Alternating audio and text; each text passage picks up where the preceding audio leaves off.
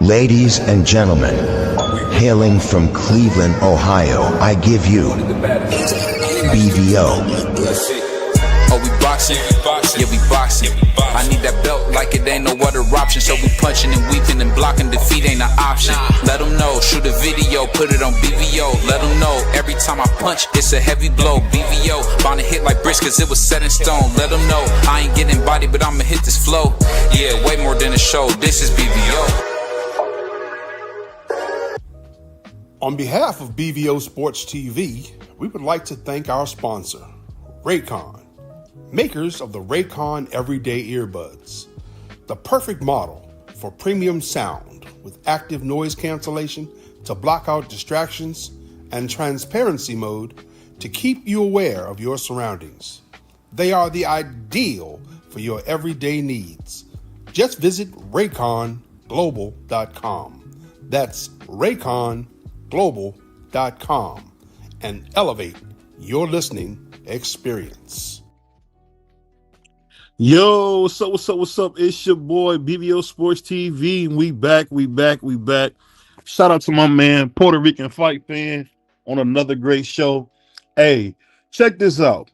So I'm minding my business, getting ready for the show, man. Tell me why TD Sports calls me, man. First he called me a raccoon. Then he said, hey, man, blah, blah, blah, blah, blah. I had to remind him, hey, BVO 6'5", bro. And if you keep talking like this, I'm going to come short. When I see you this weekend, I'm going to have to put hands on you. And after I let him know that I put hands on him, guess what? We came back together as brothers. So shout out to my brother, man, a.k.a. TD Sports, man. And tell that brother, stop threatening me. Because, hey, I'm just a nice guy. I'm not a punk. But, you know, it is what it is, man. Shout out to my brother Pride. Shout out to my man Insane, man. Become a member, man. Join the membership. It's only $2.99. That's the 2-piece from churches, man. That's it. Oh, they call it Church's Chicken now. Texas Chicken now. But, yo, we got to have a conversation, man. Shout out to a couple good brothers out there making some great stuff, man. Shout out to my brother BFTB. I'm going to show him some love. He really got me thinking about some different things on this boxing tip. But I got to ask you guys, what in the world has Boots Ennis done to get a fight with King Crawford? What has he done? I mean, the thing that's so crazy about it, you got these Tank Davis fans, all of a sudden now they want to play like they either Brian Norman fans or they Boots fans. And it's like, come on, man, stop this, man. If you look at boxing history, nothing tells you that Boots Ennis deserves a shot against Crawford. So you want Crawford at 38 years old, to come up there and fight this guy? I mean, come on, stop this. Y'all got to stop this. Like my man Shannon Sharp said it best, man.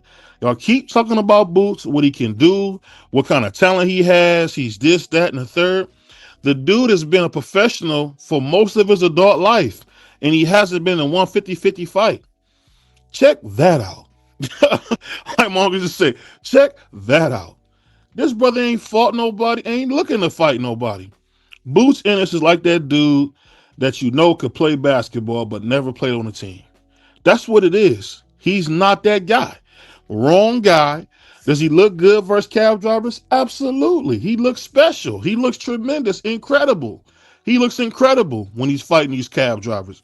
When he fought my man used limo driver, he looked incredible. He beat him. He showed us some speed. Even when he got hit with that left hook, he ate it and continued to just proceed to beat the life out of this kid. But at the end of the day, when you fighting guys who have no real chance, of course you can give him two cheesesteaks at the end of the fight.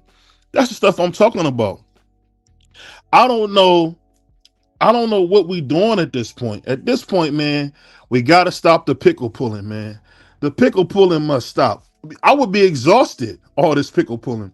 You talking about Bud Crawford, who beat the life out of Errol Spence, beat the curls off his head. Then he went in there, fought a monster and Madrimov, who I'll be honest, my favorite fighter, Jamel Charlo, ducked him. And he ducked Bakker. But then he beats him. Then he goes up against the baddest Mexican nigga they can find. They say, yo, I want the baddest, meanest, toughest, hardest punching Mexican nigga you can find. And he beats Canelo. But y'all want him, who did all this work, to fight a guy who never been in a 50-50 fight? Stop this. Stop this. Boots is just like that old school line, man. Just like that old school line about my brother Gorilla Zoe. You say you're getting money, but we ain't seen nothing. It's that simple, bro. You keep talking this, he's this and he's that, the whole Philadelphia. My brother, Coach Mighty Ivan Robinson's talking about this. My brother, YSM keep talking like this. My brother, Greg Hackett keep talking about this. My right-hand man, if you see me, you're going to see him. My brother Price talking this stuff. It's disgusting, man. Y'all dudes got to call what y'all see, and y'all ain't seen nothing. Y'all seen a dude beat a couple niggas up in the gym.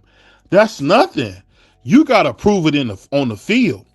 As Ice Cube said it best, you don't get no money for none of the work that you did not put in. Boots Ennis ain't put that work in. Y'all got to stop doing this, man. Y'all got to stop rewarding him, man. Like my man Dennis Green said, if y'all want to crown his ass. Crown him.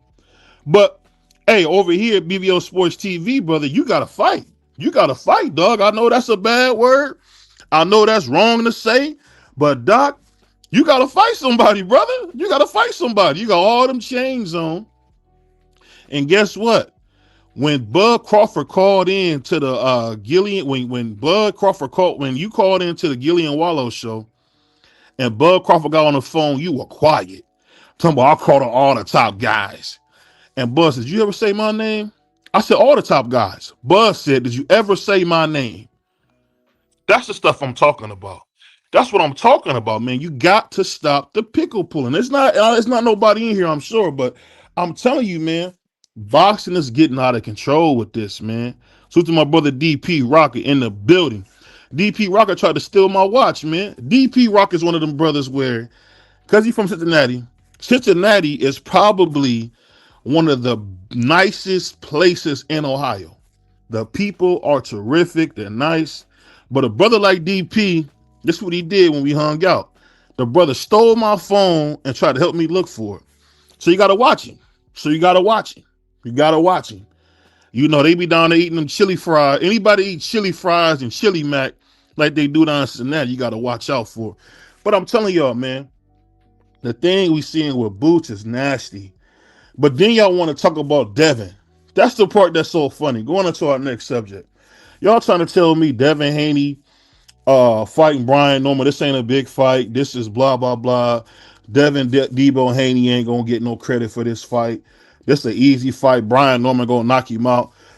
And when he beat that boy, they're going to have every excuse on why why Devin won. It's just crazy. But nobody has any smoke for Boots. Nobody has any smoke for Boots. Nobody wants to see Boots do better than he's doing. Come on, man. Y'all got to stop this, man, because I'm telling you, across the board, I have never, and Uncle Cass can tell me if I'm wrong, I've never seen a dude do less and get this much credit. The brother hasn't done anything on the big stage. He's won a title against Stanionis, who has been known to be out of the ring for years at a time. Forget months, years at a time. So to my brother Mike Rim, the master fisherman, a.k.a. the master angler. Hey, that's the stuff I'm talking about. That's what I'm talking about. People don't even think with their brains no more. They just say, you know what? I like Boots, and I'm going to go with Boots. But what has he done for you to go with him? What fight has he given you? Who has he really fought? All he do is call people out that he's never going to fight. He didn't even know Bachram's name. You got me scared to death when you don't even know the guys that you're supposed to be calling out. Somebody gave him a list of names to call out, and he just tried to remember them the best he can, because at the end of the day, he never wanted no tough fights. This is the same dude who was with Cameron Duncan, God rest his soul, the legendary Cameron Duncan, and he didn't fight nobody then. They bought him up. Salute to my brother Crown for exposing this. Coach Crown Jewel said it best. He exposed one thing. They bought him up low and slow like he was a brisket. He never fought nobody, and Duck Ennis has never looked to really step up in competition. The best fight of his career is versus Stanionis, who was notoriously inactive. And before that, he beat up a fat Sergey Lipinets. We got to stop this, man. The dude is not who we say he is. He never has and he never will be. He almost 30 years old, bro, and he ain't got 150-50 fight on his record. So this is stuff I'm talking about. Y'all want to talk about different fighters like Devin. Even Tank got better fights than this guy. This guy don't belong in the same breath as no Terrence Crawford. Terrence Crawford got an opportunity to be up there with Kid Gallahan. I know some of you guys don't know him. Sugar Ray Robinson. In my opinion, Joe Louis, Muhammad. You can really put him in a very rare air. The guy is one of the time to me, Bud Crawford is one of those guys where he beat everybody. He's one of them guys who was avoided. People don't even want to admit this, and I can admit this as an Errol Spence. It's still man down for me, but Errol avoided him. Errol talk about he was collecting the belts for no. You never wanted to fight Bud. You never did, because Bud came right from 140, and who did he fight? That sorry, no good. What's that bum's from Australia's name? I just forgot that bum's name. Somebody in the chat, what's that bum's name that he beat? The one that cheated Manny Pacquiao, who Manny Pacquiao was about to stop, and somehow they magically gave him the belt. What was that bum's name, man? Big goofy white bum. I can't remember his name. Man, what was his name? Doggone. I just lost his name. But anyway, he comes up, first fight against this dude, and becomes WBO champion. Jeff Horn. Salute, Jeff Horn. Went in there, beat the dog crap out of Joe Horn, beat the fish and chips out of him. It was fish and chips everywhere. Joe Horn looked he's about to cry after the fight. Crawford beat him up, down, and around, man. But then you don't give him no credit for that. And then he calls out Errol Spence immediately. Errol Spence is my guy. Errol said, nah, you on a different side of the street. We never heard the sides of the streets, and my brother Errol brought that up. Let's not play games like he didn't bring that up. Just like we never heard the word clout chasing till that snitch 6ix9ine brought it up. We gotta, what we gotta do? We gotta tell the truth, man. We never heard of no trials of the street. We never heard that kind of talk until Errol did that. That's like that jargon you have at work. You don't talk no jargon like that. I've never heard that before. He said, sides of the street. Well, I'm gonna get the belts over here, then I'm gonna go get his belt. And guess what? Errol Spence, because he's a man of his word, he got 3 of the belts. And it's wild he never got a shot that Ring Magazine belt. That's a story for another day. That brother had 3 of the belts and no shot at the Ring Magazine. So that's a story for another day. He ended up getting the 3 belts, and then immediately Errol Spence, after putting all this work in, said, hey, let's go. I want Bud Crawford. Bud Crawford stalls the negotiations, and things don't go as well as they should. Next thing you know, you think he's gonna fight my man one time, or some people call him Sometime Thurman. So he didn't fight Sometime Thurman, right?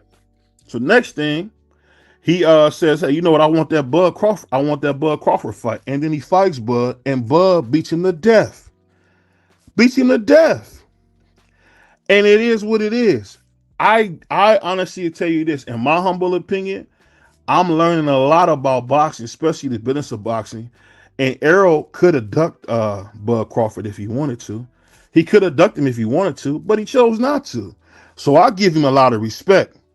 I'm gonna give him a lot of respect, because Errol Spence took on a fight that he probably knew he couldn't win.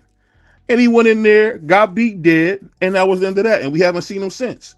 Last time I seen Errol Spence, he got long hair, drinking water at the middle of the track.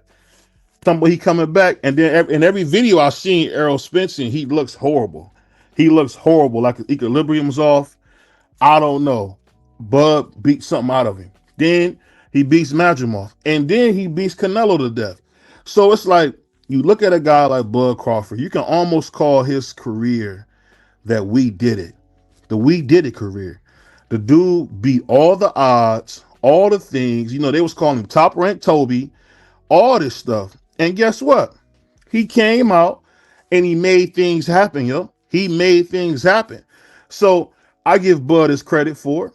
And then we think about a guy like a guy like Duck Ennis. Duck Ennis hasn't fought nobody. Duck Ennis, if you ask me, has done nothing but build a career off talking trash about who he wants to fight. I remember him talking about, oh yeah, I'm the best. I want to fight the cop guys. I want to fight Errol. I want to fight Bud. He knew he was never getting that fight. That's why he went ahead and got the IBF, because you remember Bozy coming out saying, yeah, if they get a rematch, I want for the IBF. So he did that, got an easy belt. They emailed it to him, put his name on it. It is what it is. So then what happens then? Duck Ennis goes ahead and becomes unified with Stanionis, who's notoriously inactive, who we hardly ever see. We hardly ever see, man. We hardly ever see it. This dude fights this guy, right? So he in there with this guy, beats him up, and then what happens? Devin, the American Dream, says, I want to fight. Black Jesus say, hey, I want to fight. All of a sudden, now we going to 150. All of a sudden, I can't make 147. Stop this. Stop the lies.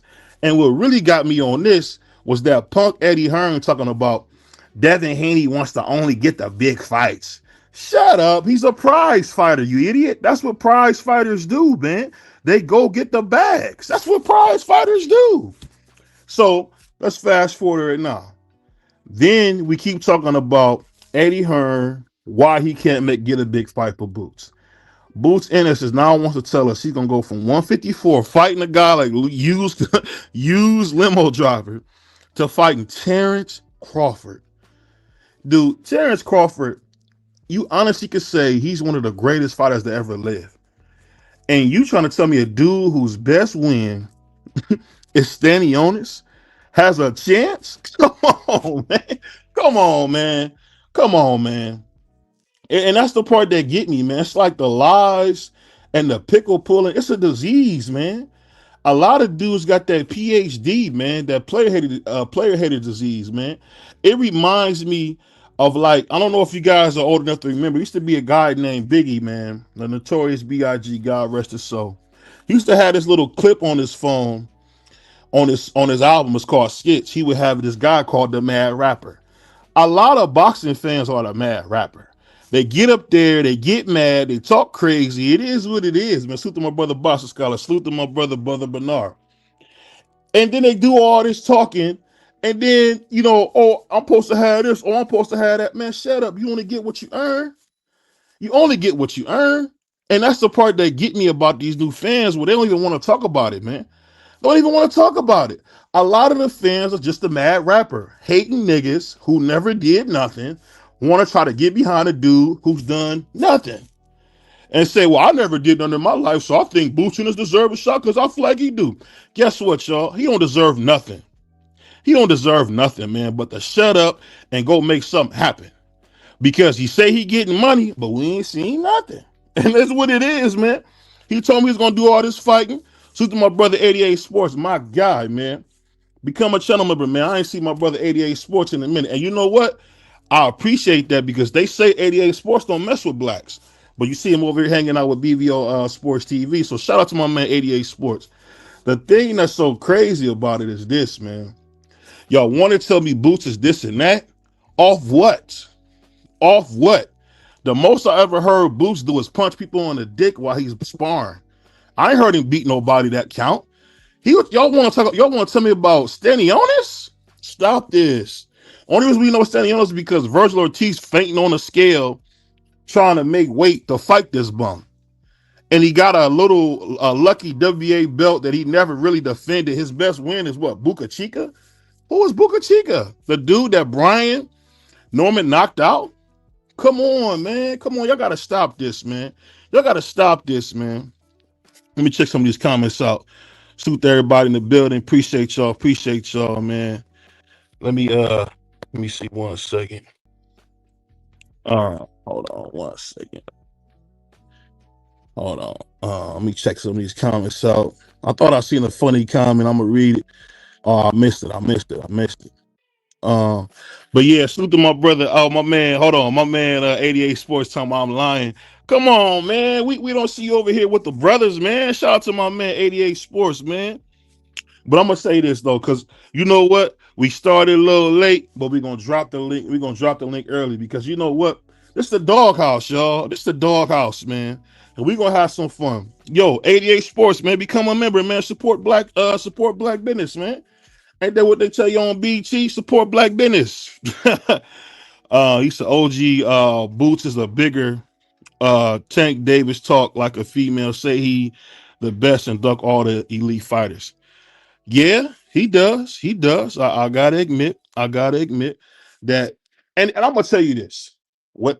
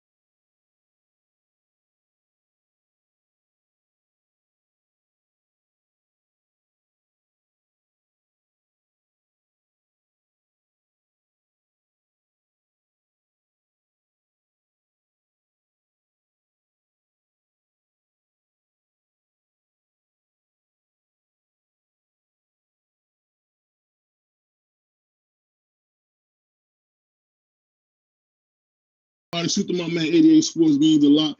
And think about this. 88 Sports is the first person to give me a championship in fantasy football, and now I'm getting my head beat, getting my head beat in on fantasy football. But shout out to my man 88 Sports for letting me know what it's like to be a champion, because I might not be a champion this year, man. But I say this though, one thing I'm excited about more than anything is boxing. This weekend, we're gonna see what's left of Danny Garcia. He gonna get in the ring with some guys. We're gonna see what happens, man. I can't wait. He said, "What you done? What you done did?"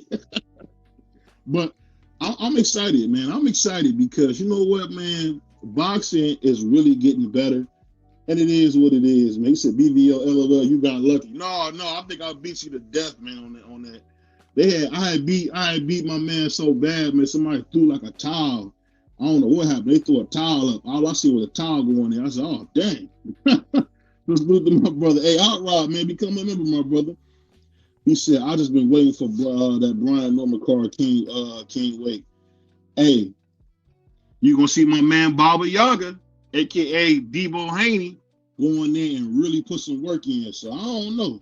I'm excited about it myself. I'm just saying, please give him credit when he beats this guy. When he beat that boy, give that brother some credit, please. Don't do all that hating. Give him some credit. Hold on 1 second, Sean. 1 second, Sean. Let me get my brother Hackett up here. Hold on 1 second. Hold on 1 second. Yo, Prize, what's going on, man? What up, Brody? Man, this is my brother Prize right here. Like I said, if you see me, you're gonna see my right hand man.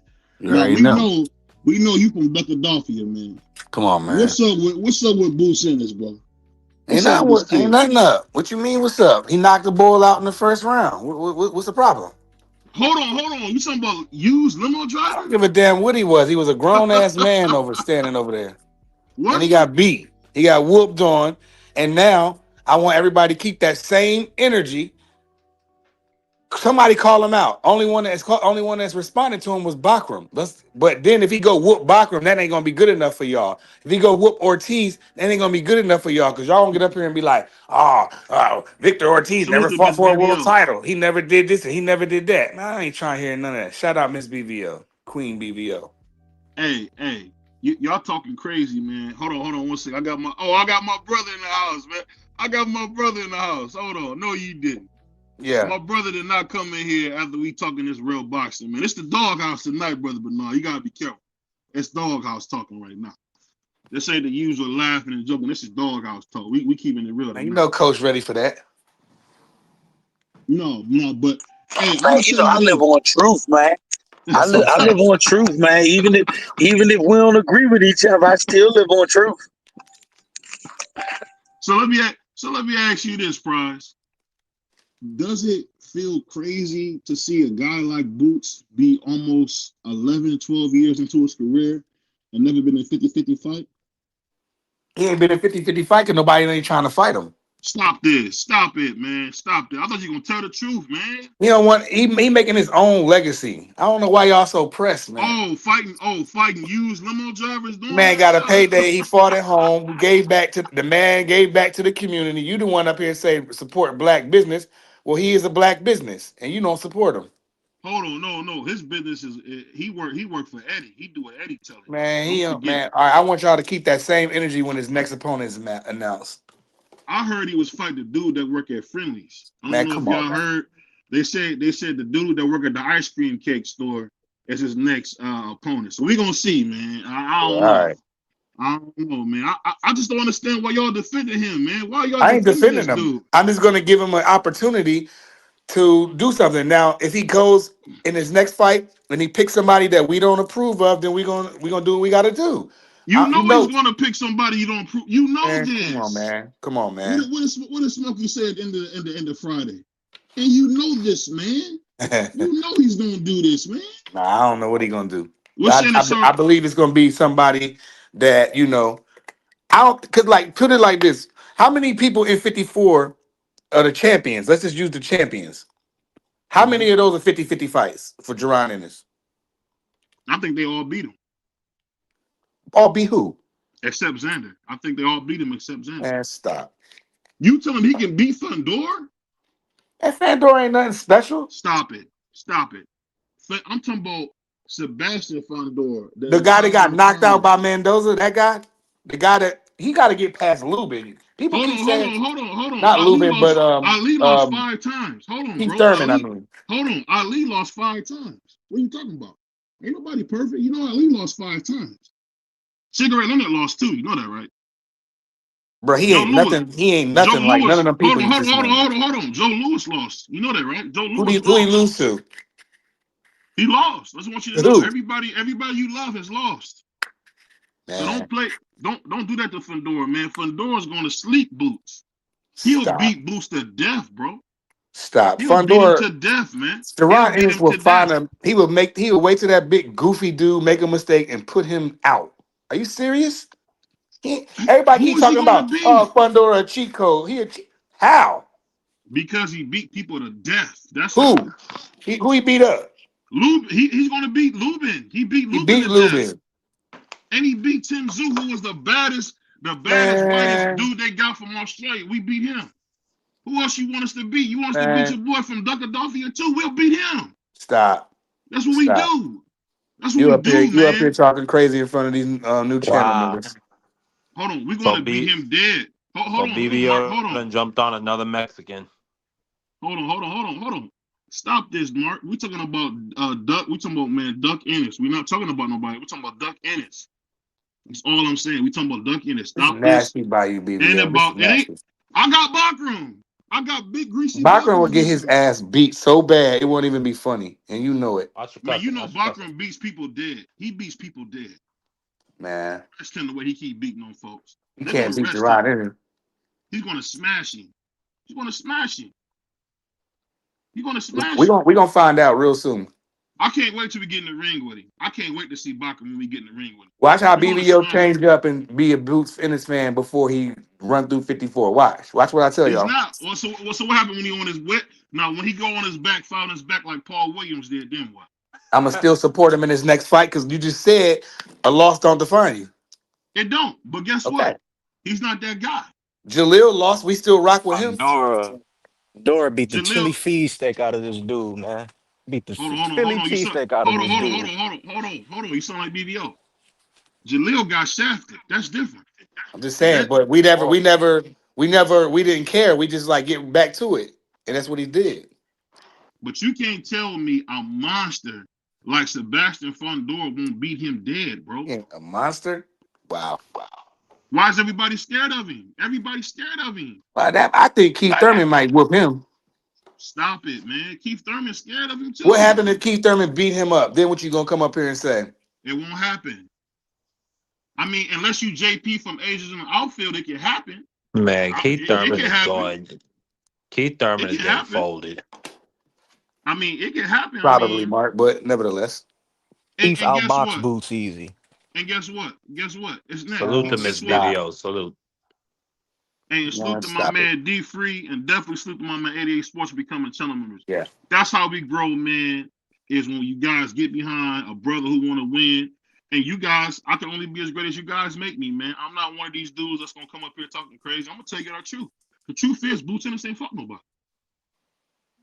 He sparred everybody, but he ain't fuck nobody. We was the It same is- ones How that long got have up I on been this panel saying this? and said that he better fight a unification. Why he won't fight Stanionis? Why he won't do this? Why he for Stanionis? Then he go up there and whip on Stanionis, make him quit, and that wasn't good enough. Y'all boys is wild. Hey, OG, when did you start feeling like this? Listen, OG BVO, when did you start feeling like this?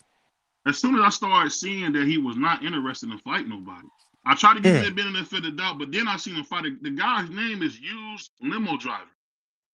Like, what are we doing? That's pretty. What are we Actually, doing? pretty good. Listen. But Lima was a truck driving dock boy. Like I said, I agree with BBO though.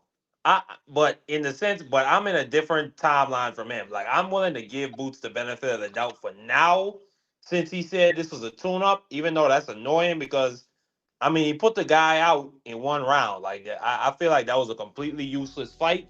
We wasted 6 months of your career. I mean, let's get up in there with one of these guys like the Russian Bakram. You know what I'm saying? Shut this guy BVO up. Put that. If me and Miss BBO, I feel like let me say this. Fondora already been to bed. Hold on, let me say this. If me and Miss BBO spent $400 on tickets, another $200 on dinner, and another $100 on getting back and forth to the fight, I would be pissed if I found out he was fighting Used Limo Driver. Y'all gotta stop this, man. I live in a real world. This dude ain't fought nobody. And then he had the nerve to get a man 2 cheesesteaks. What he should have did was all the people he called out at the end of the show, he should have fought one of them, like Lubin said. Shout out to brother Curtis. Shout out. OG, you need a bail right now because you are one at a cooking, time, bro. OG. Oh my God, you are cooking, OG. Can I ask everybody a question? One second, D3. Hold on 1 second. Let Brother Bernard get in here real quick, and then you go with your question. Brother Bernard, what you think about this, man? You know Boots, man. But what you think about this, man? About him not fighting nobody. Man, I'm gonna say the same thing I've said before. When you have a promoter, it's not on the fighter to make fights. It's on the promoter to make fights. Like I said before, we asked for the fight with Lima. Boots didn't take it from us. The promoter gave it to him. So that's fighters can't do but what they can do in front of the fighter. I don't think Boots is at the point in his career yet where he can call shots and tell the promoter who he's going to fight and when he's going to fight him. I think if Boots was at that point, then I think he would have had some of these fights made. I think some of them would be made. But now I think we're in a situation where Eddie has to make these fights. Eddie has to make these fights because these are the only fights left to make. I think Boots put out a hell of a hit list. He wanted the Virgil. I still don't think Virgil is next. I think that Facts. the math and the sport itself calls for a boss to be next.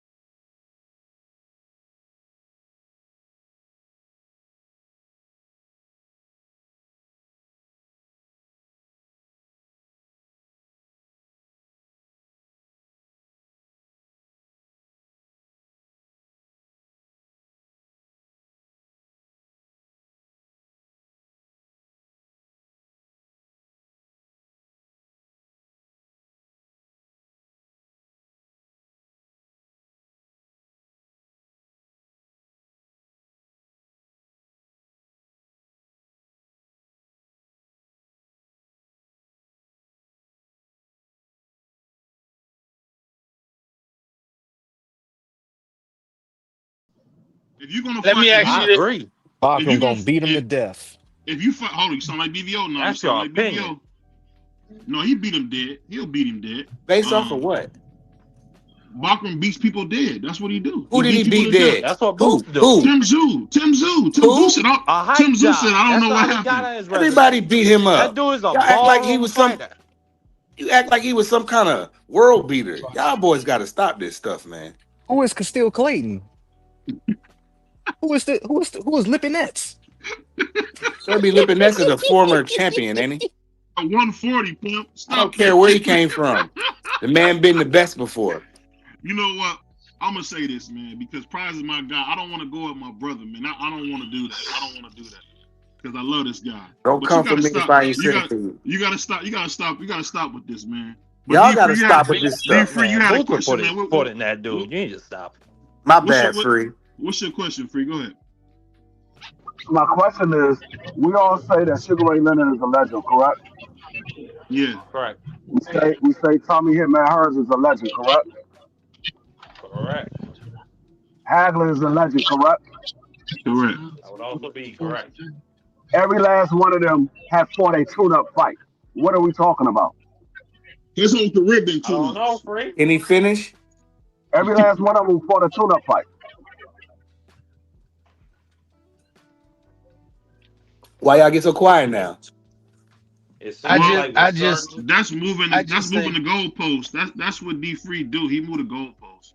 Nah, Because but to I, be No, I, yeah, honest, it because y'all act seems like it because to y'all be act seems honest, like like that with that was certain. that wasn't smart to no, say Hold on, y'all because hold on, acting every hold like on, fighter hold has on, a hold on. Let tune me up. say that. Let me say this. One at a time. I don't want to keep asking that. One at a time, y'all. Go y'all ahead, Free. acting like Jerome Bruce Ennis is the only person in the world that ever fought a tune-up fight. He 36 fights in.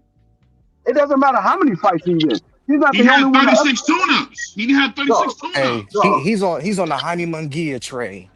Nothing but No. tune-ups. But BVO Okay, thought Jaime okay, Munguia was the man.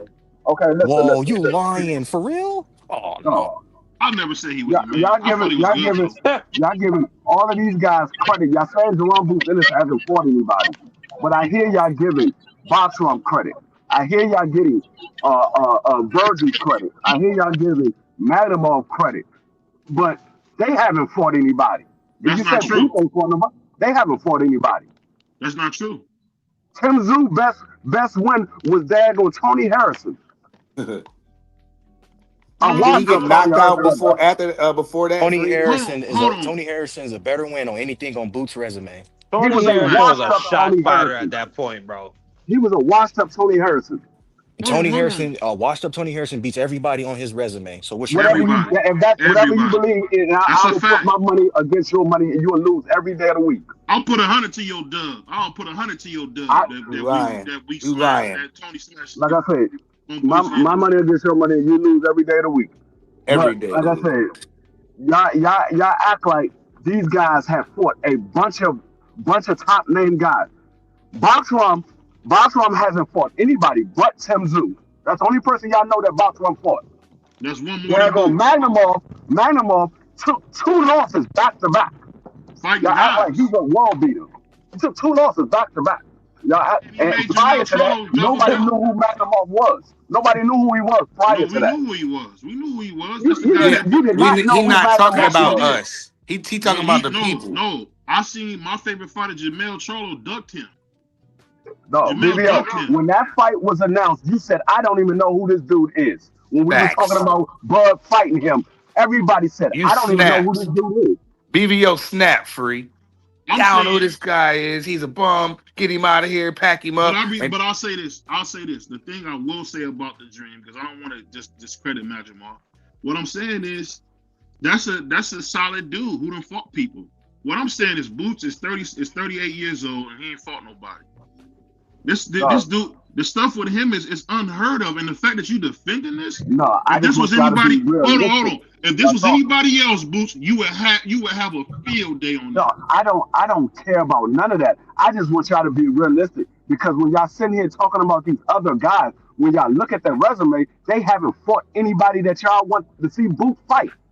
They And let me only and let me fought and let me bring up two. this my brother my man Darnell Collins Jr. is in here cooking, and this is a fact. Barker received step aside money 4 times for Charlo because he refused to take that IBF title. He was trying to get undisputed. Let's put that in context. But he did pay him 4 times to get undisputed nah, he because not wrong about that. But at the end of the day, he had to pay him $1 million to get the rematch with what was the guy's name from Argentina? What was the Brian guy that? Castano? Brian Castano? Yeah, the guy. Yeah, Brian Castano. He had to pay him $1 million to get that fight. So I mean, because it was I don't worth it. know. It was ain't nobody know who the hell Backroom was except for us. You didn't even know Hey, who he was. I didn't know who he was. I didn't I'll know put who he like was. Yeah, this: he was a Boots ain't ballroom fought fighter. Only nobody. reason I didn't know who he was because I know that Charlo. I didn't know it was that many times, but I do remember Charlo paying him. I was like, yeah, get him out of the way so we can see the rematch.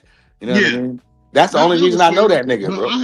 I knew a little bit about Salute, Bachram. brother Clarence. I'm not gonna cap. I knew a little bit about Bachram because Bachram I heard about him being as big as Thank he you, was, TD. making No. 54. Yeah. I was just about to Yeah. bring that up, TD. Every time I see Backroom fight, even though he undefeated, every time it looked like he been in a like Rocky movie. Every time.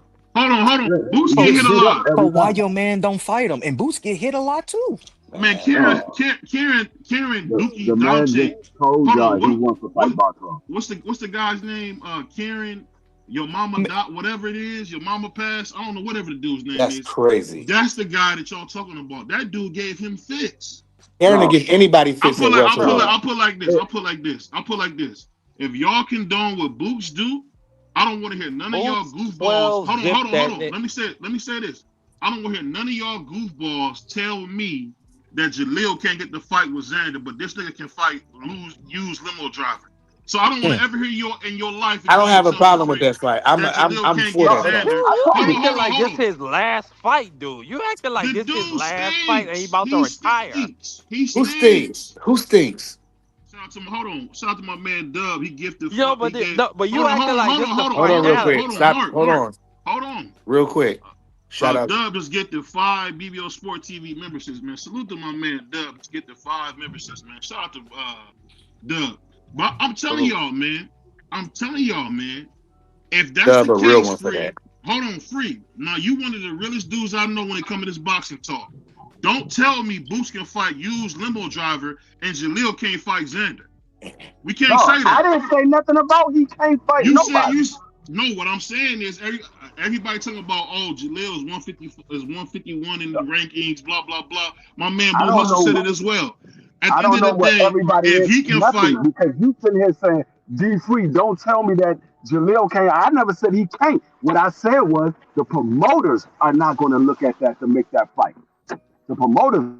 But they looked at the fight with Hughes limo driver and said that's not what makes money. It's not up to Xander to make the fight. Just like Hatchet just said, it's not up to Xander to make the fight. It's up to Bob to make the fight. I'll put like this, man. Salute to my brother Dub right side, yeah, that's, man. much love and appreciation. Salute to the 5 gifts, man. That's why I love Dub, man. He a good dude. How you do that? I didn't know nothing about that. How you do that? Once you become a member, you can do it. I am a member, but how I do it? All you gotta do is press the. It's down at the bottom. When you hit the super chat button, it says gift membership. Yeah, salute, man. Let me ask you this, Dub. Hold on, let me get Dub's drop. Let me do this right before we get Dub in here. We about to zip you up and get you out of here.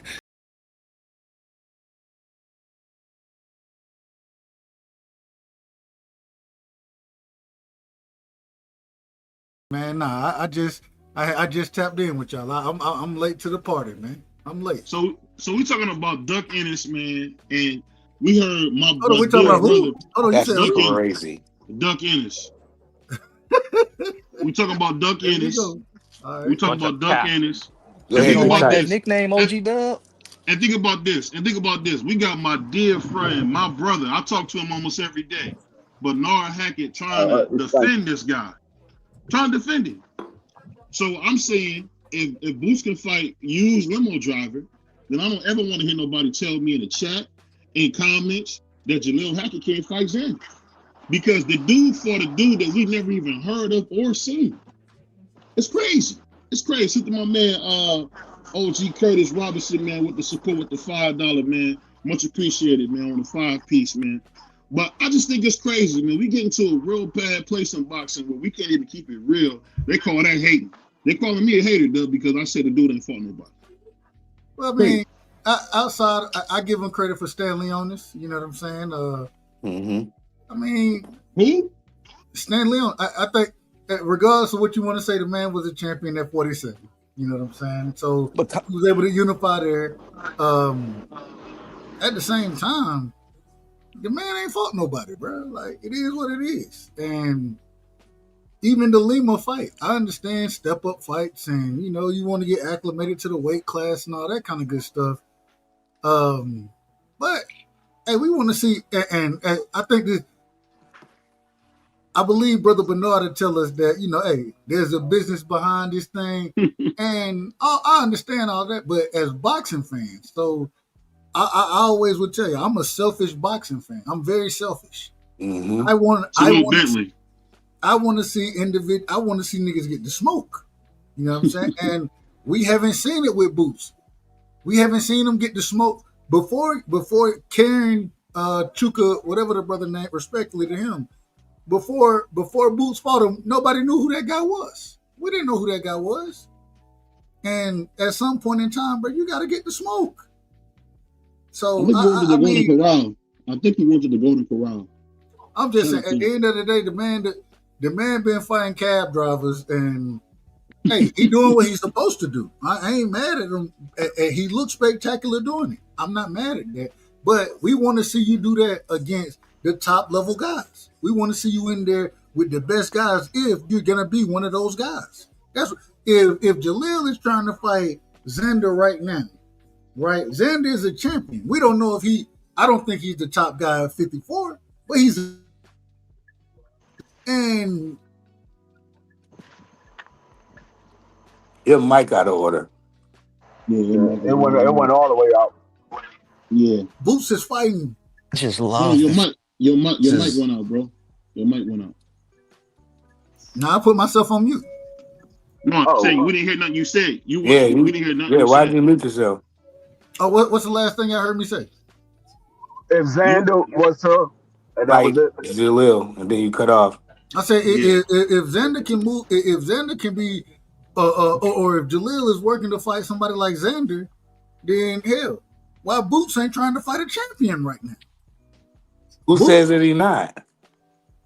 His Boots. actions. you could have He you just literally fought. hold on you literally This, hold on Prize, you literally had the opportunity to exercise as far as being champion of the IBF and I believe the WBO. You can move up and fight the champion in the division. Can you not do that? Yeah, but who no, says I he's don't not? believe that's true for the IBF. No, Okay, fine. For the WBO, is it true? Yeah, for the he was the WBO, you can do it. WBA champ. Okay, WBA, WBO, WBO, WBA, WBC. You can move up in any of them weight classes and fight the champion if you are the champion in the lower weight If you're division. the WBO, It's the I think WBO. that applies to the Only the WBO, bro. WBO do that. Only the World Boxing Organization do that. The Nobody else do WBC. that. I think the WBC might no, do the it No, too. they WBC might put do you it. high in No, the rankings, but They'll put they you won't high in make the you the rankings. commando. What it is, Dub, is Yeah, you're the right, Mark. the sanctioning body would allow champions to do it, but it's not a thing that is guaranteed. It's not, the WBO is the only one that's They guaranteed. guarantee it. Yeah. But Yeah, The other ones would he didn't allow even you. petition for it though. No, what I'm saying is, I mean, we don't know how the WBC or the WBA how they view Jerron Booth Ennis. If they value him, then they probably then I would know. allow him to become the mandatory for the WBA champion. But the WBO is the only one that automatically, as long as there's not a mandatory that already put in his paperwork or a fight that was already ordered, the WBO, if you're a WBO champion at a lower weight class, you automatically can become the WBO mandatory at the next weight Yep, class. that's in their bylaws. Okay. Mm. Hey, well, hey, you just educated me. Respectfully. Yeah. Let me ask you I this, appreciate it. Doug. Let me ask you this, Doug. Now, one thing about my man, Doug, he's from Winter Robins. He gonna tell the truth. So, have you ever seen a dude get so much credit for doing less? And you seen with Duck Ennis? What would you say to that? Man, that's crazy. Can I get in on this conversation? You got next at the Duck. Go ahead, Duck. All right, Have good. the question is, have I ever seen somebody get as much credit for doing less? Yeah. Like Boots get all this credit for doing nothing. I'm just wondering, am I in the twilight zone? I mean, the dude ain't did nothing. He get all this credit. I think people. I think the reason people give Boots the credit that they give him, it comes from, and y'all tell me not to use this, but it comes from the eye test, from the skill set that you see, and I think a lot of people put value in what they see in a fighter. You know what I'm saying? So you're gonna give that fighter credit when you think that he can be great.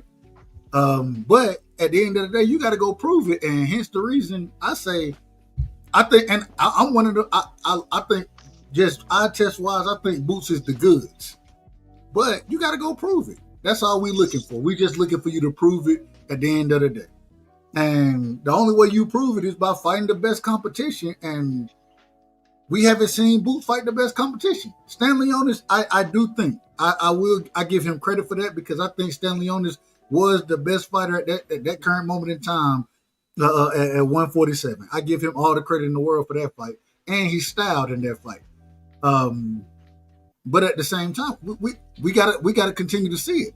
You know what I mean? Like once you make that mark, then we want to see you do it continuously and continuously fight the top guys.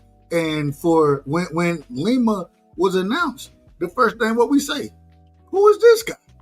You know what I'm saying? Yeah. I know brother B. He said, "Hey, I done studied him because we was trying to fight him." But hell, ain't no way Jalil and Boots supposed to be trying to fight the same guy. It is what it is. And Why not? It's the fight game. Nah, Well, You know what Boots did? hold on. I'll you know tell what- you why not. Hold on. Let me answer that real quick, Price. The reason being is because Jerron Boots Ennis is a lineal champion at 147, a unified champion at 147. Jalil is 21 years old, trying to establish himself in the sport of boxing. Well, It's totally different. according to Can I get Bernard, in? Jerome Bruce Ennis didn't go for that fight. That fight was given to him. He said Jerome Bruce Ennis Right. don't call the shots. The fight was given to him. Hold on. What was said? I didn't hear this part. I said, Well, brother, we'll Bernard, bring brother B to let him say it again. If he's still in here. Brother Yeah, Yeah, Bernard. I'm here. Yeah, I said Golly. that fighters do not hold the control to pick who they want to fight. You might have some say so, but for the most part, they don't pick. And I don't think Boots is at the level yet where he can call the shots when a promoter is spending their money. I do say that fight was a fight that we asked for, and I do think that when it got to the 8th hour, that matchroom team just thought it was a better fight for Boots moving up and where he is in the landscape of the sport, as opposed to giving it to Jaleel where he is in the landscape of the sport. At that point, they got to do what's better for the promoter's pocket. They're not going to do what's better for the fighter's pocket. And when we look at what they did, I think the only thing that they were doing was trying to do the fastest speed race to get Boots back in a world title. And I think it's the fastest speed race. Now that he has the interim, to me, the only logical move I would make, and I wouldn't care who is mad or happy about it, unless the Turk is going to put up a very large sum of money for Boots and Virgil to fight each other, then I'm going to get him the Abbas fight. You got to think, Abbas is, I think, 31 years old, 32, has never really made a big mark in the boxing world, and he's fighting out of Germany. There's nobody who really cares a lot unless you're the champion if you're fighting out of Germany.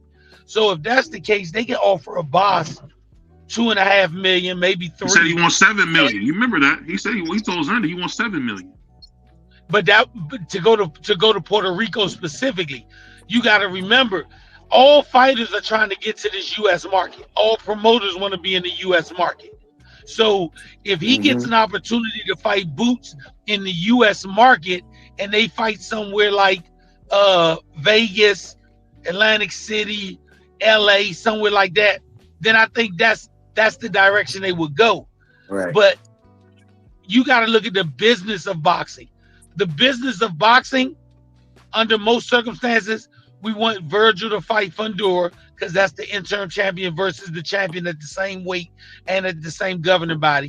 We want Boots to fight Abbas so that he becomes the champion at that same weight. Then you want to see Virgil and Boots. If it was my son, unless we getting a lot of money, why am I fighting Virgil and we both just got interim titles? That don't make sense. It don't make sense. I would want both of them to be full champion.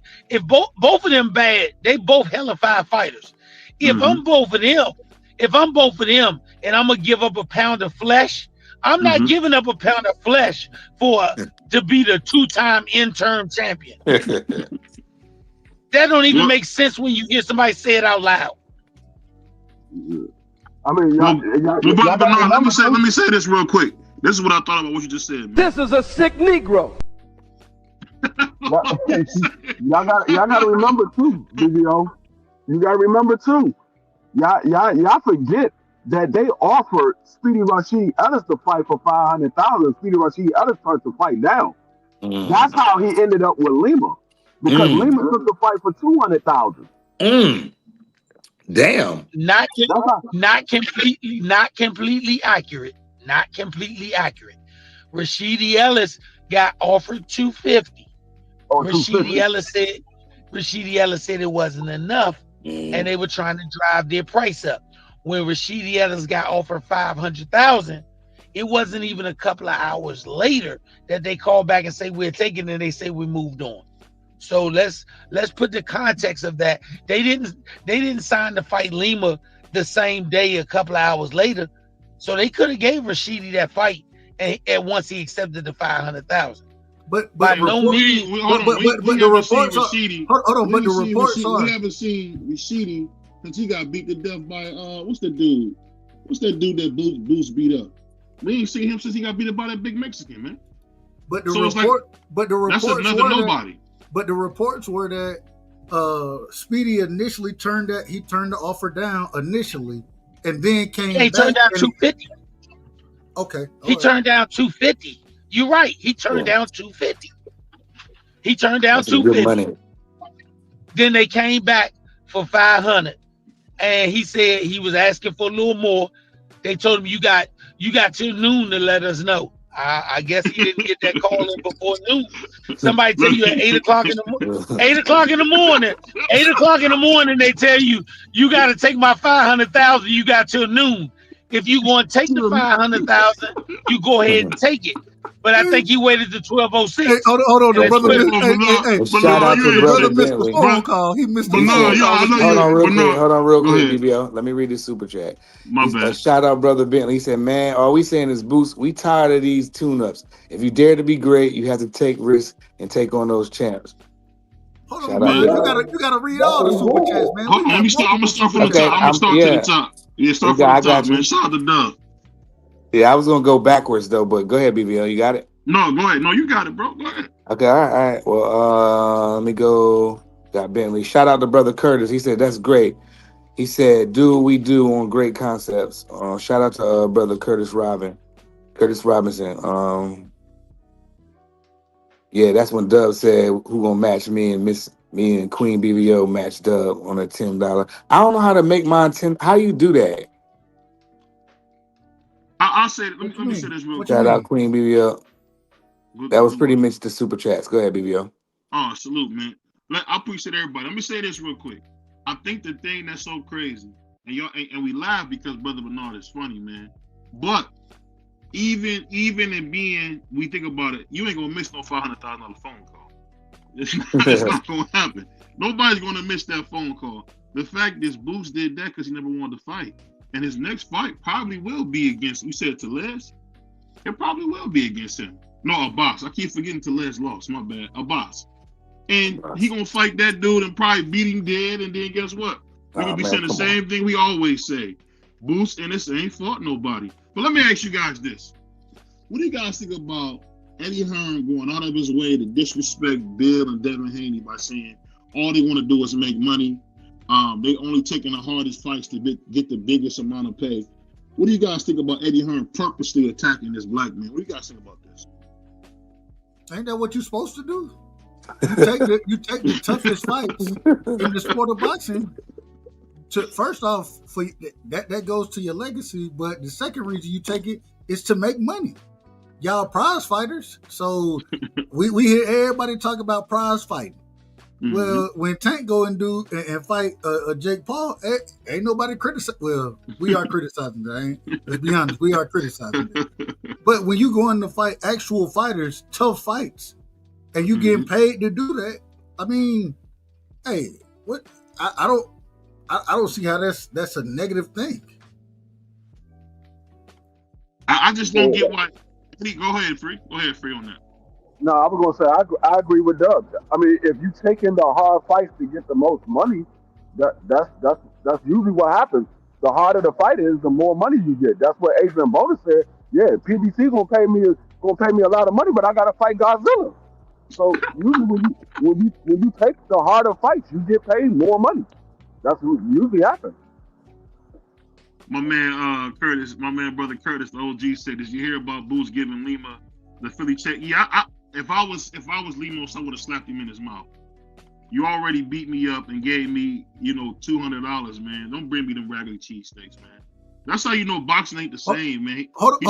He should have spit in his face or something. Man. You can't let a dude disrespect you like that. Hold on, Bentley. I ain't say.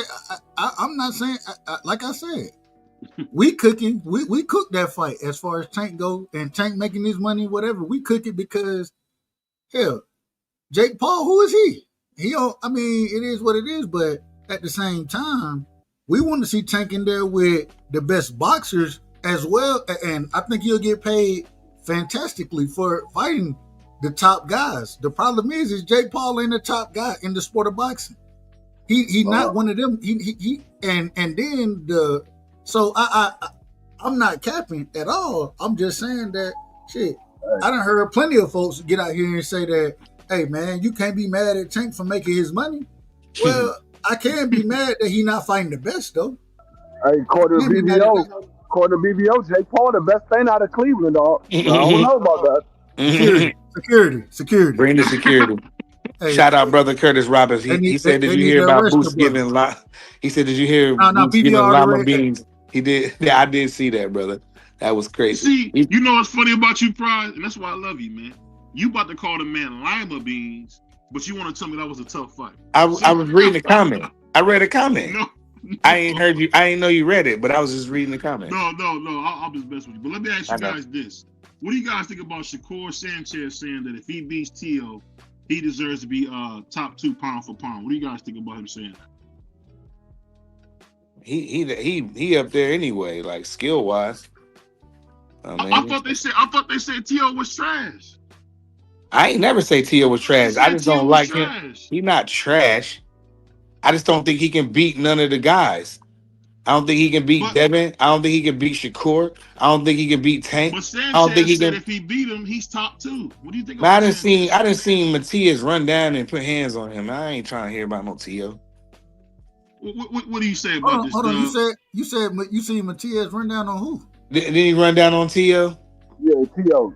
He ran down on Teo and smacked him in the face. Talking crazy. Okay, I thought you were talking about in the ring. My bad. No.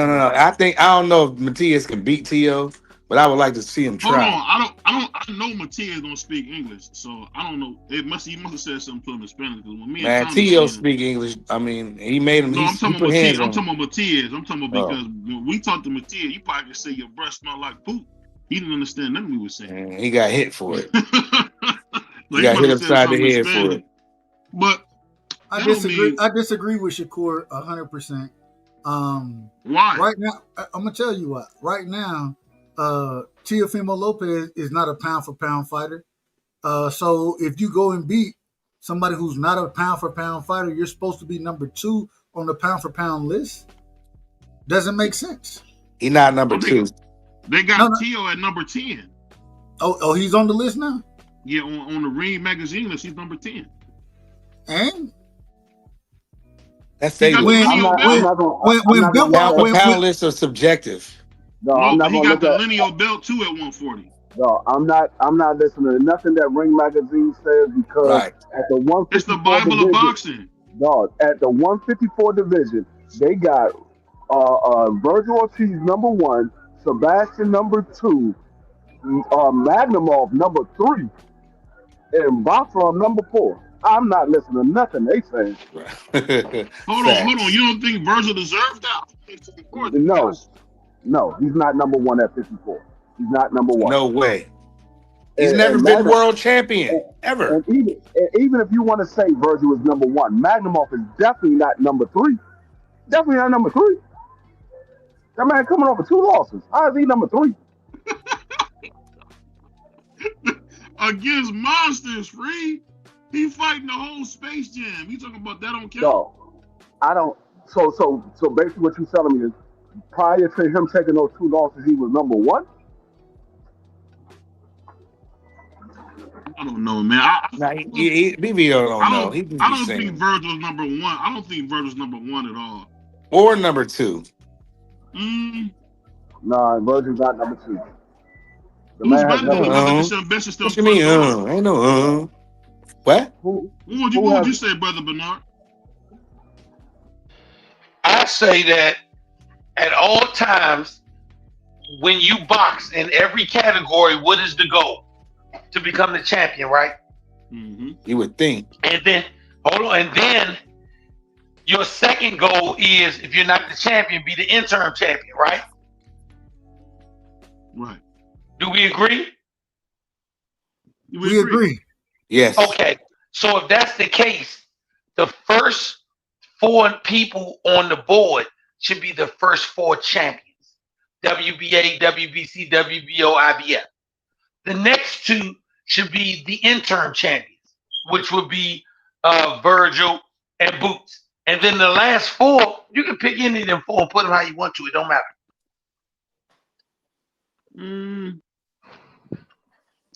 just think I don't I have a just problem think with that. I don't have a problem with that. if you Virgil, you coming off 2 big wins versus 2 monsters, you got to give him a little more credit. No, But we got but does he have a title? Does he have a title? no. No, he don't. Do y'all understand? Has Virgil So ever been a so champion? Has he ever been a champion? No. Absolutely not. but The Never. man that is don't a, matter. hold on. Hold on. You just said it mattered. No. Listen what I'm saying. It doesn't matter at 54. At 154, it doesn't matter if he was a champion at 40, 47, anywhere else. At 154, the top 4 guys have to be the champions. That's what's messing boxing up. Yeah, We keep I trying agree to with that. Hold we on, keep but no, trying you to grab picking and choosing. You picking and choosing, man. No, how no, Because I agree with that. Virgil just fought 2 monsters back to back. Man, forget it that. doesn't matter. At Traditionally, the end of the day, the at the end champions of the were the day, best. if you Traditionally. beat Virgil, and the only thing you get out of beating Virgil is your check and the intern title. That's all. Yeah. If he didn't have the intern title, the only thing you get is your check. Yep. But So, no, it's prize fighting, and it's about but legacy. Right? but no. Listen to me. Let me clear this up. 99.9% of the conscious thinking public only care about legacy when you're actively fighting. The day you retire, they give not a damn about your legacy. And that's in any not sport true. you go. That's not.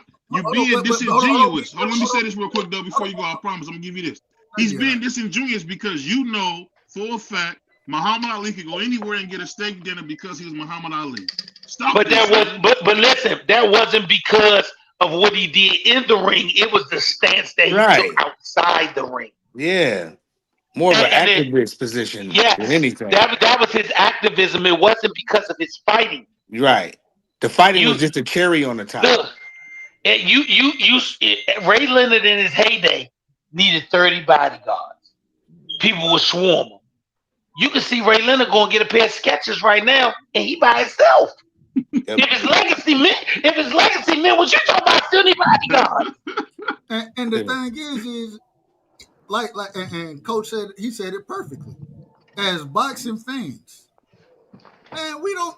I'm just being honest. Once you leave the sport, we care about your legacy. I'm not making a dollar that whatever money you making, that ain't got nothing to do with me. I care about the sport of boxing. And so, man, look here, you care about his legacy at the barbershop. After you leave the barbershop, you don't care about his legacy no more. I want y'all to hear how ridiculous that. I want you to hear how ridiculous their top 10 is at 54. This is the top 10. They got Virgil number 1, Sebastian who don't number have a 2. belt. Right, who never had a belt. Sebastian number 2, Magnumov number 3, back-to-back Boxwan is number 4. Number 5 is Erskine Lubin. Number 6 is Jerome Ennis. Number 7 is Brandon Adams. Number 8 is Xander Zayas, and number 9 is Xander Zayas. Jesus Ramos, and number 10 is Abbas. That's garbage. That's a great list. The numbers is in the wrong order. It's backwards. Super backwards. They got the best 10 fighters on there. At 54. He had 61. But they got the best 10. They got the best 10. This joint came out today. But they got it in the wrong order. It's clearly in the wrong order. Hold on, Doug. I want you to reorder since you know everything. We order it. I don't know everything. You talking about the Bible of boxing? This is the Bible of boxing. No, it's no longer that. This is what we used to look at back in the day as kids to figure out what's going on in boxing. Man, It ain't like that no more. When I used to look at it when I was a kid, it was different. Now I wouldn't trust it. They was the first. What D3 just read. Ring Magazine was the first one to talk about Mildred How Taylor. can you trust that magazine when D3 just read that list? How could you trust it? I've been telling y'all dudes that Virgil's the best. Y'all keep thinking I'm joking. Oh Virgil's my that God. guy. Virgil's that guy. Why he never been world champion? You gotta ask Oscar. I don't know. Crazy. You gotta ask Oscar, bro. Because I thought he should have been a champion 2 years ago. But he 2 wasn't. years ago. But he wasn't. but he wasn't. That man been a unified. He been a undisputed interim Hold on. champion How of. He's 3 division undisputed interim champion. can hold on? But this is my problem. How can the interim champion be better than the actual champion? How can he be ranked ahead of him? It's crazy. Because he's a better fighter, Dub. I thought you just was talking about the eye test. You saw you see how Dub Brightside put You the can't argue with gold this in his guy, pocket? Dub. He put the gold in his BVO, pocket. BVO. What I said this is what we look at, and this is why we say that these guys are the goods. But you have to go and prove it, and the way you prove it is by beating the other champions. That's how you prove it. The same thing I was talking about with Boots. We may think Boots is the goods. I think he is, but he has to prove that in the ring by beating the champions. Right. It's that simple. That's what And, Brother Bernard was saying, basically. and so when you're sitting here talking about Virgil is number one, and this man has never been a champion, that's literally saying That's Ryan asinine. Hold on, Prize. Come on, respectfully. That's like Ryan Garcia is the number one fighter at 147 because well hell he lost against Rolly, so he can't now Rolly. Anyway, that's a whole nother story. But because you say, well, hey, by the eye test, he should be number one. This man ain't never been a champion in his life. Never. So Dub, you being harsh. You being harsh, Dub. Hold on. Dub being real. All right, you got it. No, go ahead, Dub. Go ahead, Dub. Go ahead, Dub. No, go ahead, Freak. It's on you. No, Dub, you're going to finish. You're not doing that. What were you saying, bro? I'm good. The man passed the mic. I said what all I'm saying is how are we going to crown somebody when there are 4 titles out there, 4 champions out there. This man is an interim champion, and we're going to crown him the number one guy? Why? If you're the number one guy, why the hell you ain't no damn champion then? Why not? I agree with that. I take that back. I agree with that. What I'm most outraged about is the fact that they got Magnum off number 3 over the other 3 champions. Yeah, that was crazy. He got back-to-back L's, Free. I seen that. Man, pack that list up and get it out of here, bro. They got that man number 3. I'm like, what? What? Is there another Magnum off that I'm missing? Because it can't be the same one that was in there with Bud and Virgil. It got to be another Magnum off. So I got my list right here. Tell me if y'all agree with my list. I got Sebastian. Hold on, before you get your list, let me answer Bentley's question. Bentley asked, he said, "Dub, so do belts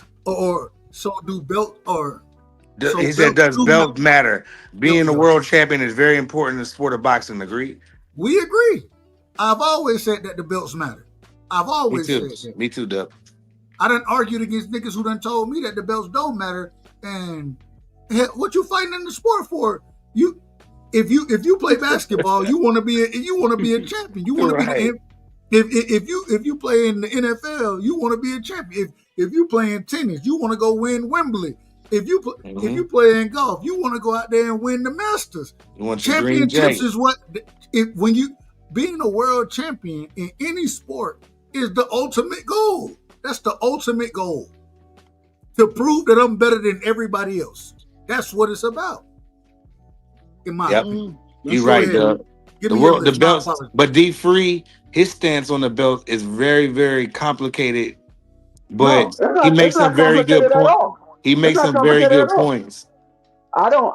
It's not complicated at all. The belts don't matter to me. They matter to the fighters. The fight matters to me. I want to see the best guy. If there's no belt on the line, I'm not going to get bent out of shape because there's no belt on the line. As long as it's one.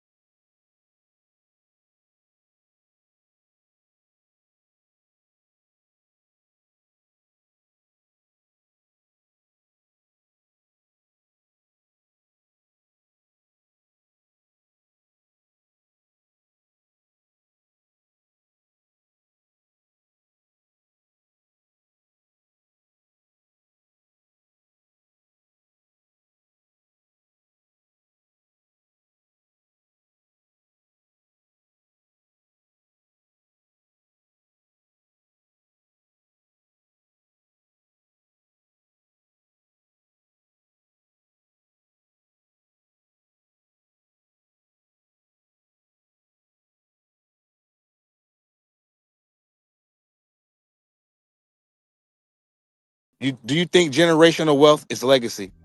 Absolutely. Yeah. No, What? that's Because just you set money. your legacy.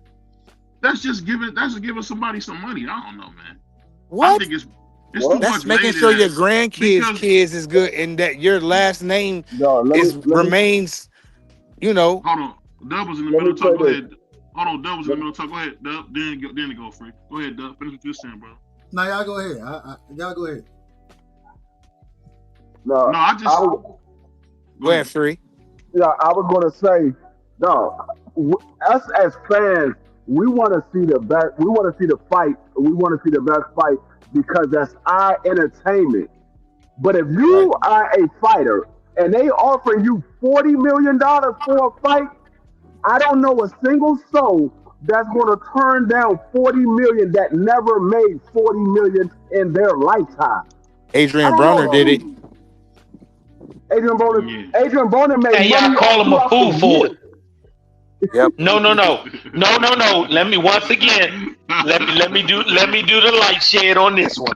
Adrian Bronner got offered 40 million from Rock Nation. Yes. He was gonna the day he signed his name, he was gonna get $10 million. And then over the next 4 fights, he was gonna get 5 million guaranteed per fight, plus whatever pay-per-view revenue.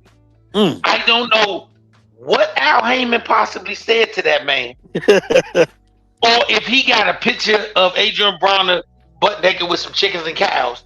But ain't no way in hell that my son would have turned down $40 million, 20 of it guaranteed when I signed my name, for what amounted to nothing. Yeah. For what amounted to nothing. That's the same thing that happened to Peter Quillen. Remember when Peter Quillen Yeah, he turned down big money, bro. He turned down that money with Denny the Miracle Man Jacobs, and he never got that fight back at all. Hey coach, I guess you right. I guess I was wrong. I guess you right. Legacy meant so much because their legacy is they the dumbest niggas on planet Earth. They hold the legacy for being the absolute dumbest niggas on planet Earth. You agree with that, Dub? The dumbest nigga? That's harsh, man. That's harsh. You turned down 40 million and you turned down 20 million because a man told you a magic trick. You agree with that, Dub? At the end of the hey man, my thing is this, and I want to ask my question before I answer that question. Go ahead. And I want to, because we going to the extremes with this stuff, right? We going and we talking about the biggest fighters, guys who done built names. They done already did these type of things. Coach, I want to ask you this: if you and Jalil, right? Say they offer you get a Vert or a Xander fight. Xander offer y'all 150,000 for the fight. That's what y'all get offered. Okay. But you can fight somebody else and you gonna make 250,000 for that fight. Now it's not a champion. Hold on. Don't say no. Don't say somebody else. Give me a person. Give me a person. Don't say somebody else. Yeah. We'll say Josh Kelly. You get a Josh Kelly fight, they're gonna offer you 250K to go to the UK. You know what I'm saying, to fight a Josh Kelly. All right. Which fight you taking? Josh Kelly, without a question. Josh Kelly. It ain't even a question. Cause listen, we gonna smash Josh Kelly too. He's not. It ain't like he told me Xander Zayas or Bud Crawford. He told me Josh Kelly or Xander Zayas. I'm going with the most amount of money. When you make it apples to apples, I'm always gonna tell my son, and I know my son is gonna take the largest amount. So you telling me instead of going to become a champion and then you call y'all able to call shots as a champion, you're gonna go fight Josh Kelly for an extra 100,000, right? Brother, let me explain something to you. I'm gonna ask you a question. Let me explain something to you that I realize the reason why I don't argue with fans. I've been in the room. I've been on a phone call when it comes to negotiating this stuff. My son beat Xander. My son still ain't the boss. He still ain't calling no damn shots. He still don't call a single shot. They still gonna tell him who he's fighting next. They still gonna tell him when he's fighting. He don't call a shot. So if he don't call a shot, I'm gonna go get that extra money because I can always revisit that fight. Same situation. I'm gonna use your example. If they tell us you ain't gonna get the Xander fight, but Top Rank is willing to sign you to a 4-fight deal. If you win the first fight, then they'll guarantee the second fight is Xander. Okay, no problem. Man, why would you do that? You signed for 4 fights. Because at the end of the day, I can give you a list of unnotable world champions that damn near got jobs. But they world champions. They world champions, but they damn near got jobs because the title ain't making you no money unless you're fighting for it. You got champions right now. WBO just announced it. Champions that are going to damn purse bid. So if you go in the purse bid and they think your fight ain't worth a damn, you might get a purse bid of $100K. When you get that purse bid, that's 60-40. Champion gets 60, challenger gets 40. So this man went to an 8-week camp, did a purse bid, made 60 grand, defended his title, and he made less money than a person with a college. When you break it down, and he pays his team, pays his sanctioning fee, and pays all of the disposable income that he had to do that got him to the fight, he made less than $33,000. You mean to tell me I'm gonna tell my son to turn down another 100 grand that I don't have no sanctioning fees attached to for a belt that I still don't control when I win it? So, see, that's why I say I don't argue so you saying, with fans. that, but now, so we just agreed that the belts meant something, but now you're saying they really don't mean nothing. No, I said the belts mean something when you come to a top 10.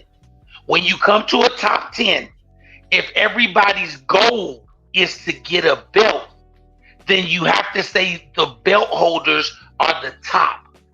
But if you want me to give you an example why that doesn't always hold true, because when Boots named the people he want to fight, do you notice they had to remind him of Xander? Because Xander makes the lowest amount of money if Boots fights him before he fights the other guys. It always will come down to money. At the end of the day, they're prize fighters, but they also have pride to fight for belts.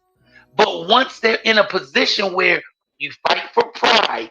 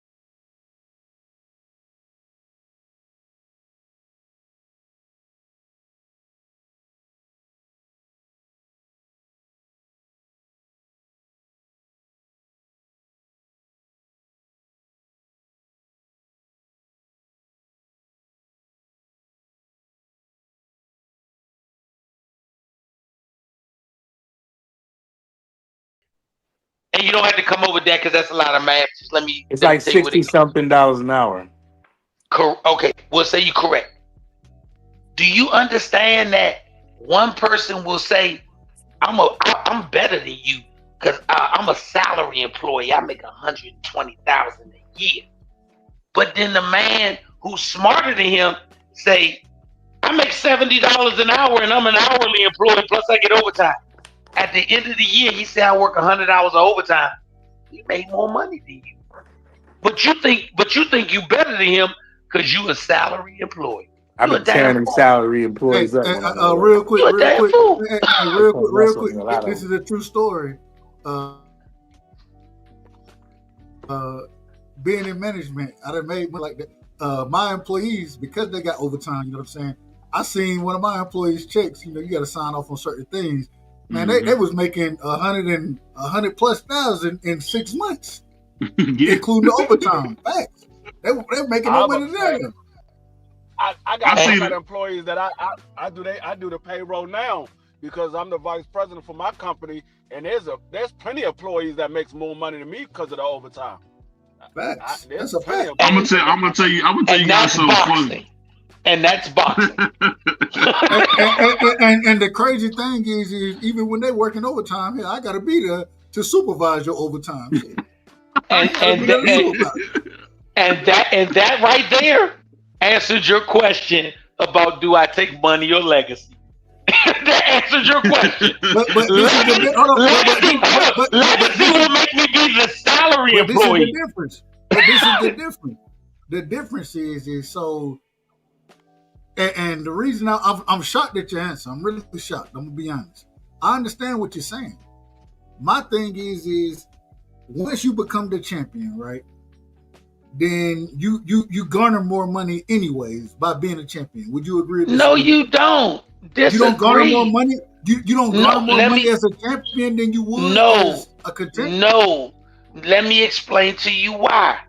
Let me explain to you. You can only name at most 20 champions in boxing. 20. You don't know the name of the majority of champions. Listen what I'm saying. I can name way more. I can name way more than 20 champions in boxing. Okay, you're the 1 out of 100. The average fan can't name 20, but I said 20 out of all the champions. Do you understand how many champions have only won money on purse bids? They've only had purse bid defenses. When you add that up, and then you look at the champions who've been champion for more than 2 years and have not defended their belt in 2 years. There's a bunch of those champions. Then you look at the champions that are making the champion minimum, 1.25. That's amongst the active champions. Hold on, real quick. 1.25 is the active champion. The champion minimum, what you're saying, correct? Yes, the active. Listen, the active champion minimum. They get 1.25. So we'll say the champion. I want to use this example. Mr. Gary, right? You from the area around you up there, so you know. He came up under them. He came up under those guys. Okay. Yeah. So Mr. Gary, when Mr. Gary, he reigned for what? 6 years, 7 years, something like that. Right. And I think he only fought one time a year during that span. But he's making what I think you said 1.5? Let's say he's making 1.25 per defense. Okay. We're gonna say that. You telling me that you're gonna make more fighting Josh Kelly than what Mr. Gary's making? Listen to what I'm saying. I'm gonna make. Okay, let's say that Josh Kelly is highly rated. I'm highly rated, but I don't have a belt. Let's say for your instance of your argument, I'm Ryan Garcia. I have no belt, and Gary has a belt. But Ryan Garcia is an aberration. Okay. You allow somebody else respectfully. Only reason because Ryan Garcia made $10 million fighting Tank, And listen to what I'm saying. that ain't normal. That's not normal. Let me use Devin. Let's use Devin. Devin ain't normal. What about Pulev? What about Pulev? Pulev made almost $34 million in 1 year fighting 4 times. But hold on, you utilize somebody and the reason. Give me somebody. You tell me who to utilize. Only reason you tell me who to utilize. Only reason I'm saying not them guys is because those are aberrations. Those are names. But listen to what I'm saying. That's not normal. That's not normal in boxing. Listen to what I'm saying. Anytime you start dealing with the championship level, you're only talking about 3 to 5%. And when I say 3 to 5%, of fighters overall, right. 2.5% are the champions. The other 2.5% are the contenders, the top contenders.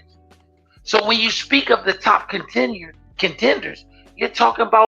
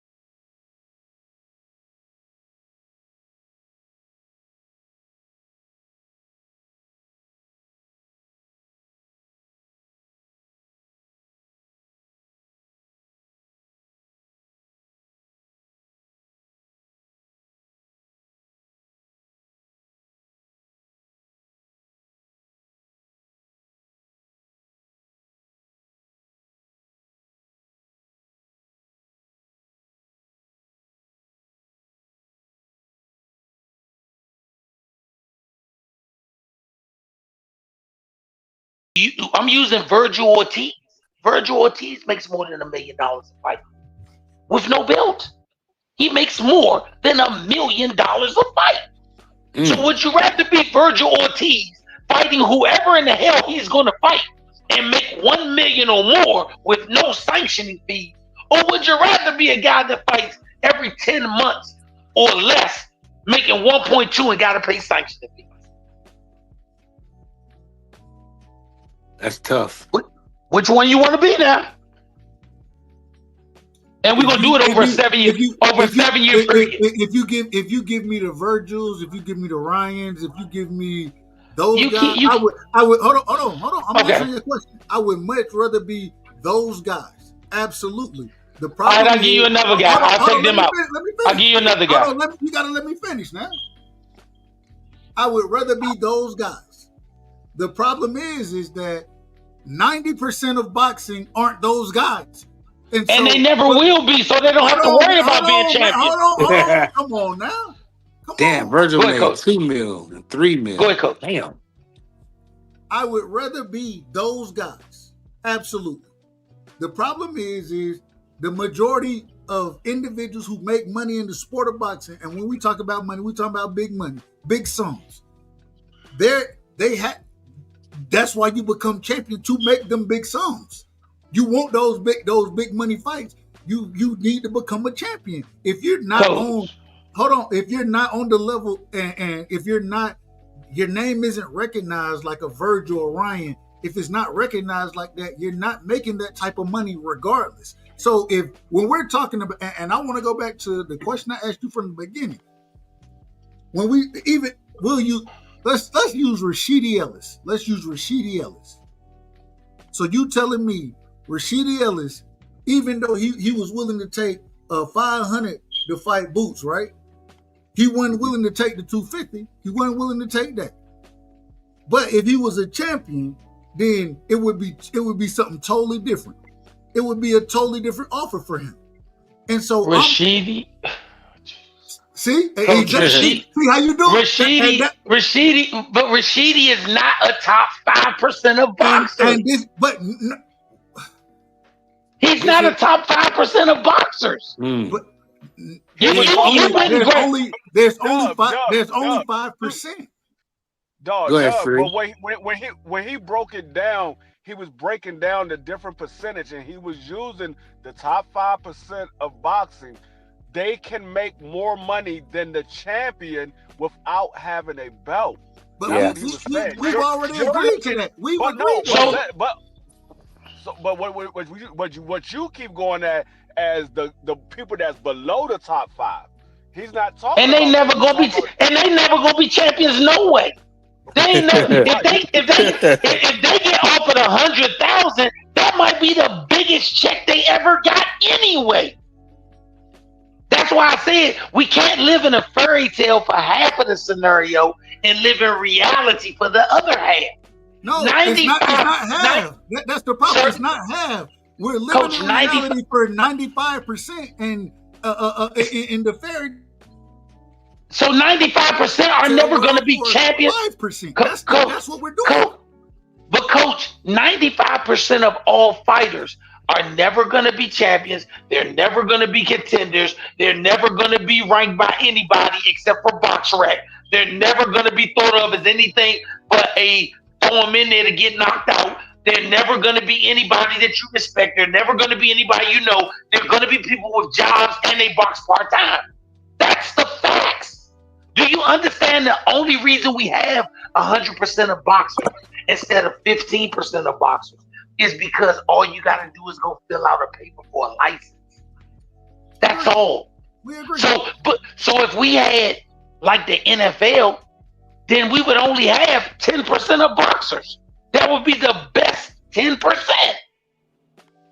That's the reason why you will never get all of these things like you want universal health coverage and all that, because people can go fill out an application to be a fighter. Do you understand? If you didn't have no health coverage, if you didn't have no way of doing none of that stuff to get your body looked at, and they said boxing had to provide every professional with health coverage, you'd be smart just to go get a boxing license and never fight, because they got to give you health coverage. Just for the healthcare.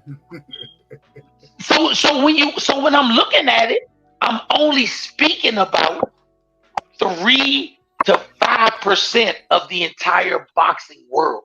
We just fell out because Lima got to fight against Boots. He's part of the 95%. Agreed. So once again, the Limas of the world, he was smart. Take the money. But they couldn't offer the same fight to another guy who's one of the 5%. Shit, Jalil ain't, listen, my son is not even part of the 5%. And we would have turned down a fight with Boots for 500,000. We would have turned it down. And let me explain why. There was nothing. Listen, there was nothing of any value on the line. Nothing of any value was on the line. And if we beat him, listen, if we beat him, he is still financially more marketable to a promoter than Jalil, who had one victory over him. You got to look at the bigger picture. That's why I said you will not get Bob Hearn, Eddie Hearns, the man that run Queens. None of them dudes will argue with a fan. So how much would y'all take for the Xander fight? For the Xander fight? What's the lowest number? The lowest number, 300,000. And the reason why, because Xander's not $1 million fighter either. So they're not gonna let you inflate a number that already is low by definition. You got to understand where value is. So you telling me you would have hold on, you would have took you would have took hold on, you would have took y'all would take 300 for the Xander fight, but y'all won't take 500 for the Boots fight. Correct. And I can explain the answer to that. Because if my son trusts me to make the best decisions for his fight, which he does, then I have to weigh everything. We don't have to give up a pound of flesh to beat Xander. We don't have to give up a pound of flesh. He's a good fighter. And I'm going to be devil's advocate. Whether we win or lose, we're still able to continue fighting without giving up a pound of flesh. I'm not going to give up a pound of flesh to fight Boots, and there's nothing on the line for it. And even if my son does win, there's the potential to be like Mildred Taylor. You left too much in the ring during the Chavez fight to be able to capitalize on your next fight. That's why I said managers are great managers because they manage to do the one thing we all agree that you want them to do, make you money. I'll say this. I got a chance, shout out to Sing. I got a chance to talk to Virgil Hunter on the phone, and Virgil Hunter said that when Andre Ward, the Super 6, that was the dumbest mistake of his financial career. It costed him $35 million. It costed him $35 million. They said almost $50 million. He lost on that. I heard them say it cost him 35, but you're saying 50. It did, because the dumbest thing you can do is clean out a division in a tournament because the money is already set. He could have fought them dudes individually over his whole career, which could have spanned another 8 years and made more money, as opposed to a Super 6 that was over before he even got to his prime. Yeah. Hey, Prize, you heard what he just said, right? Remember what I said way back when I say you give them all the best fights all at once, what's left?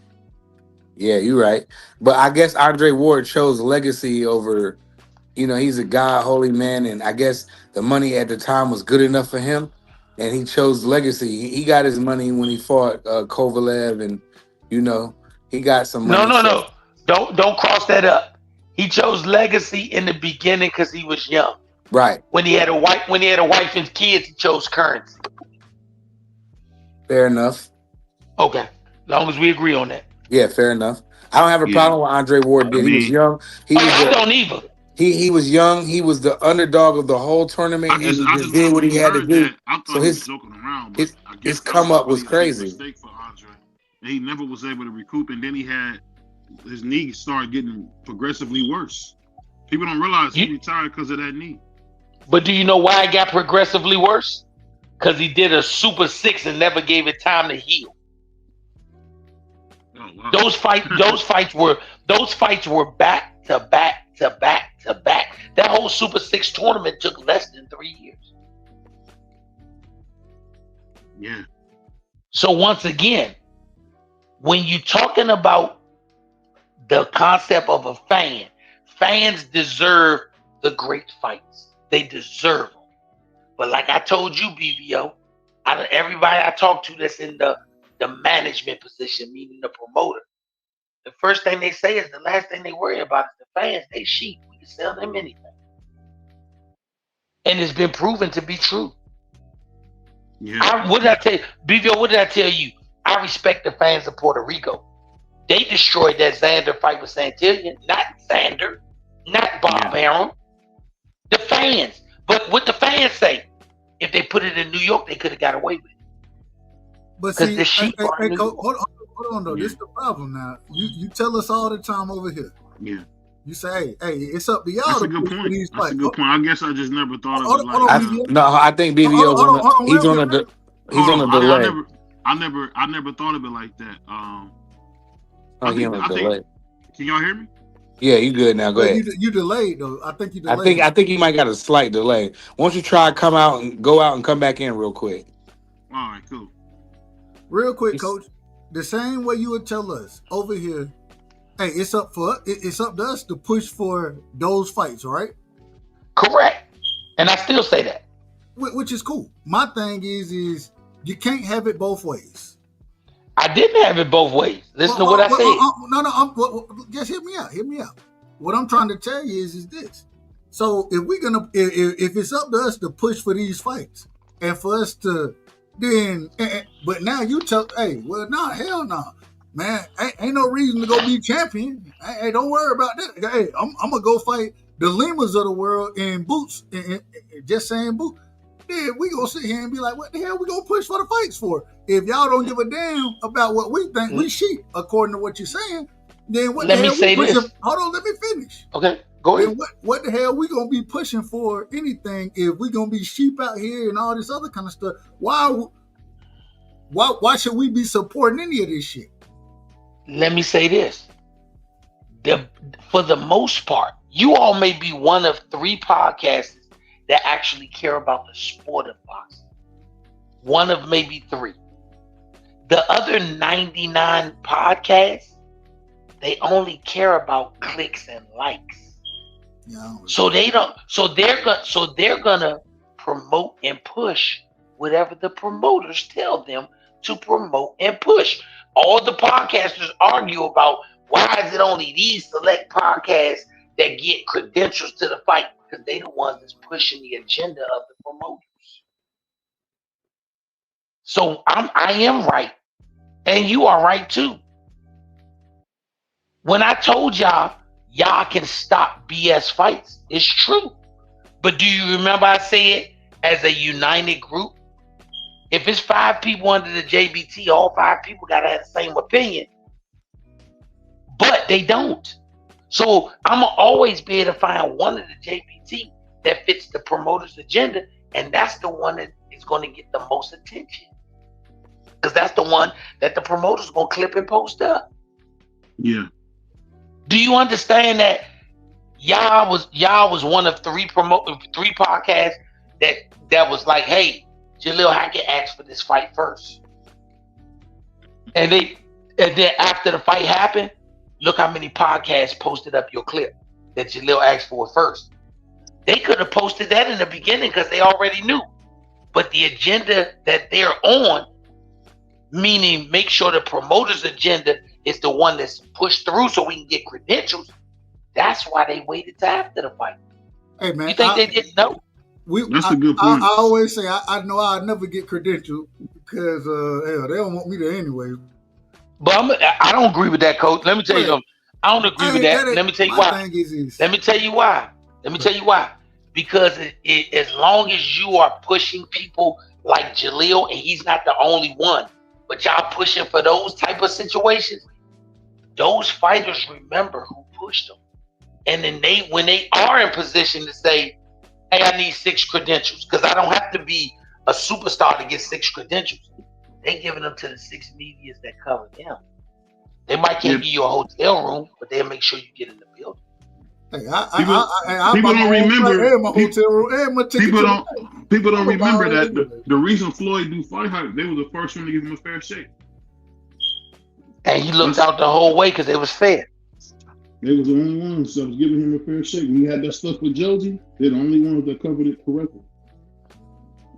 That's how you got to look at this. Let me tell you something. My commentary for the mod that I'm going to put out, I'm going to tell y'all what I'm talking about. I'm going to tell you what I'm talking about. This is the first generation of boxing. And all y'all, Coach, you go back a long way on boxing too. This is the first generation of boxing that we will have double-digit great fights that we never got to see.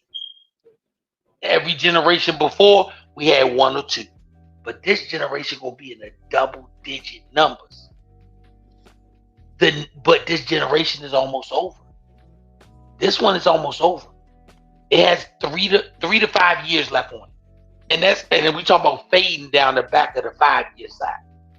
The next generation, the Jaleels, the Camille Motons, the Emilio Vargases, the Sanders Zayases, Scooter Davis, it's Wally's grandson, Shakur's little nephew.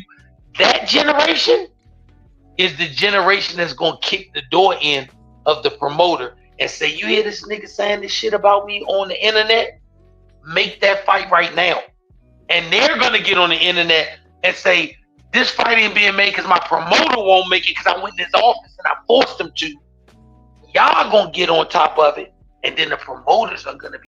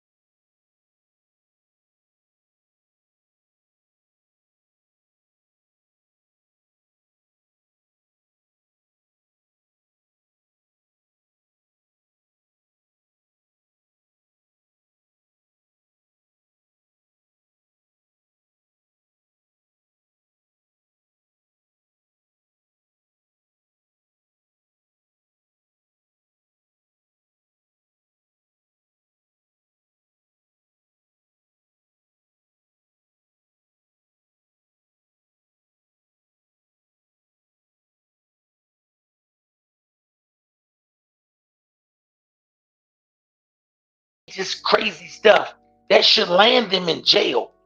But a promoter know he worth more than me free, and so they fix it. They still the same person. So then you get mad when he come to your office and kick the door in and say he slapped the promoter. You roughed the promoter up. You wasn't mad when he roughed up a DJ. You wasn't mad when he roughed up a DJ. Yes. Well, Or he put hands BBO with feet. or He BBO put hands roughed with up the feet. gas station, man. Oh, get out of here, man. The dude BBO was that went my up and receiver. beat up the gas station, man. No, Bro. I was on the hey, phone with him when he did it. And let me say one more thing on that BBO. But no, I said, Oh, go ahead. I said I need my receipt. The man refused to give it to me. I mean, I forget that chink bastard. Well, excuse me. Let's move on, man. Oh my God! Did he just say okay? Oh, you know what? Let's move That on. was crazy. Hey, BVO, we gotta always keep in mind. I tell my son all the time, be respectful. If anybody been following my son's career, people normally say the only reason Jaleel put his hands on that boy on stage was because his dad wasn't sitting in the front row. Because I don't condone buffoonery. But let me tell you what I have begun to do. I've begun to change my outlook on it. And let me tell you why. Because as much as you all say the right things in the script, as much as you say the right stuff in the movie script they gave you, it's been proven that that's not the movie people want to see. You can't tell me that they put out Andre Ward versus Kovalev and Andre Ward made good money. He made good money. Mm-hmm. But then you turn around and you put up Mike Tyson versus Jake Paul. Mike Tyson is a senior citizen, but he's known for no. I'm not saying that in a disrespectful way. And he's known for shenanigans that he did when he was young. Jake Paul built his whole career on being a jackass. Yeah, and he made $100 million in a night with Mike. But two real fighters, Bud Crawford and Earl Spence, went in the ring and they didn't even make a third of that. They both made $2 million. So you tell me, what does society say that they want, and what is boxing giving them? The spectacle. Thank you. So don't tell my son. Don't tell my son to be the upstanding citizen, but you spent $1,000 for a nigga who acts like a complete fucking buffoon. Don't tell me that.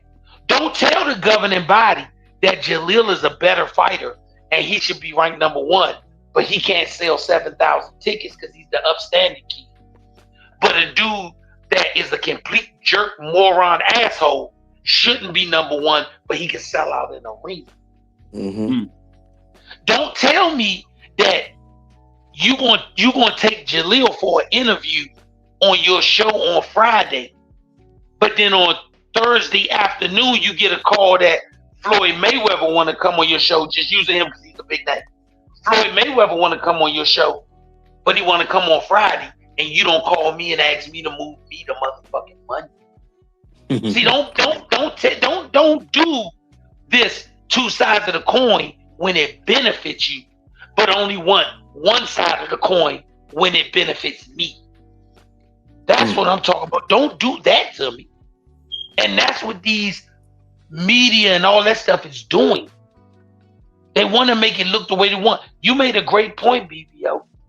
If you can see Lima getting the boots fight, if you could see them rating Virgil Ortiz #1 and saying, damn, the fact that he doesn't have a belt, ever held a belt, and all he has is an intern belt right now, and everybody fights for championships, not interns. Don't tell me that you giving Jaleel hoops to jump through to fight Xander Zayas when they the same damn age, the same damn level. Right. And Xander Zayas got a belt that Top Rank put him in. Don't tell me that. Don't come on here and say Jaleel. Now I'm not sure which one of the brothers said it, and I don't take any position against it. Trust me, I don't. But don't come on here and say, what did Jaleel do to deserve the fight against Xander? Yeah. But you don't even fucking know who Lima is. You already know Virgil. Virgil don't even have a belt. But that's why we. That's why we argue. Jaleel gotta earn it. That's Come why on, we man. argue. That's why we argue in favor of Jaleel. Is because No. I wasn't saying that, Coach. I was just giving the example because once again, I listen to the show even when I don't come on. I heard one of the good brothers say, and I respect his opinion. What did Jaleel do to deserve the Xander fight? I said, wow. What did Lima do to deserve any fight? And that's what I say. And once again, the rankings can be manipulated. Let's be honest. And thank you. And so my thing is if we are all respecting the game of boxing, I don't care if you got elevated or what they like to say, emailed the title. If you are one of the 4 champions, I don't care if you the worst champion. You have to for a be. reason. You have to be number. I don't care what reason it is. You have to be number 1, 2, 3, or 4. The first 4 slots are not up for debate. And let's just say that one of the titles is vacant. It's vacant. That vacant belt is holding a spot. Hold on. Because the first 4 belts hold the spot. I want to ask you this. So we got off onto a quick tangent, but BVO gave his ranking of the 154 division. How would you rank the 154 division, especially with your son being there? How do you look at that division? I rank the first 4 champions. Okay. The first 4. Let me say this to take the scrutiny out for somebody saying I don't agree. I rank the first 4 belts. WBA, WBC, all 4 belts are the first 4. All right, so real quick, just put them in order for me. I'm gonna name them for you: Xander, Murtazaliev, I believe Fundora, and Abbas. How do you rank them? Fundora first. Okay. The IBF champion second. Murtazaliev. Xander Zayas third, and Abbas fourth. Okay, and then after that, now you got to remember Virgil Boots. They're both interim champions. Lubin. Hold on, real quick. And I rank Virgil next. Okay, so Virgil, the WBC interim champion, and then you got Boots after Virgil? Jerron Ennis, yes. And the reason I put them like that, not because they're both interim champions, because I do rank those belts the next 2. But the reason I put him over Boots is because he's been at the division longer. Boots, right, that was Boots' first fight. Now I gotta say this. Now I want that's 6 fighters right there. You got 4 more to give me. I want to say, as far as the rankings go, right? I believe Josh Kelly is ranked. Yeah, I'm about to say, how the hell is Josh Kelly number 1, bro? We don't even know who Josh Kelly is. Respect. I mean, he's number 1 in the WBO. WBO. I think I believe, and I could be wrong. I believe he's number 1 in the IBF as well. I could be wrong about that. And then I think Boots. He's number 3 in the IBF because they don't have a number 1 and a number 2. Okay. So technically, yes. Hold on, the number 1 and 2 in the IBF. It's not rated. It says not rated. It's vacant? It says not rated. Yeah, they do that all the time. How you got 1 and 2 vacant? Anyway, that's a whole. They're gonna mandate a fight. That's why. They're gonna put something together. All right, but outside of that, you got 4 spots. Who else do you put in those 4 spots at 54, Coach? I didn't have a problem with the 4 remaining names. I put Jose Ramos at I put Brandon Adams. I'm gonna explain. I put Brandon Adams at number 10. I put Jose Ramos at number 9 until his next fight. Listen, I was gonna say I think he's fighting at 60 now. I think he's moving to 60. So. And what do you got Lubin at? The only reason I put him at number 9 until his next fight, not that he's fighting at 160, but he's fighting for an interim belt at 160. So the minute he walks in the ring, then I drop him off of that. Okay. At number 8, I put Erickson Lubin. I put him at number 8. And number 7. Yeah. And number 7. I'm sorry, I missed the name. Who was the one missing guy from that ring top 10? I'm just missing the name. You got Caleb Walsh, you have Madrimov, you have Keith Thurman, Madrimov. Tim That's Zoo, who it is. No. Charles Madrimov. Conwell. Oh, Madrimov. No, I'm putting Madrimov at number 7. 2 straight losses. And I'm gonna tell you why. One of those losses came to Bud Crawford, and the reason I ranked that so high because when Canelo lost to Bud, he became the number 1 in all 4 divisions. And the other loss did come to Virgil that you have. As, I believe number 5. So okay, I ain't mad at that. Yeah, I'm mad at that. That's how I would rate that top group. And notice one of the things that I didn't do. I didn't include my son, and I purposely didn't include my son because I think right now, if Xander didn't have a belt, I wouldn't include Xander. Mm-hmm. And when I look at it, when you look at that entire list I just gave you, every last one of those guys, if I'm not mistaken, is on the closer side to 30. That's a fact. So if they're on the close, how does Sebastian Fundora? I don't know how Xander and Sebastian. Sebastian is about 27, 28. I think he's 28, so he's on the closer side to 30. Agreed.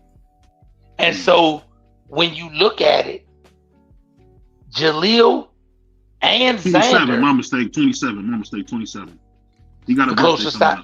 Yes. The closer side of 30. That's why I said the closer side of 30. When you look at that, and I think as a manager, if I'm fighting Xander, if Jaleel and Xander fight as a manager for both, I'm elated with that fight. And just to be devil's advocate, if I'm the promoter and I love Xander, I want Xander to lose that fight. Because if he loses that fight, would you guys fight Keith Thurman? If y'all gonna offer Keith Thurman, would y'all fight Keith Thurman? Well, hold on.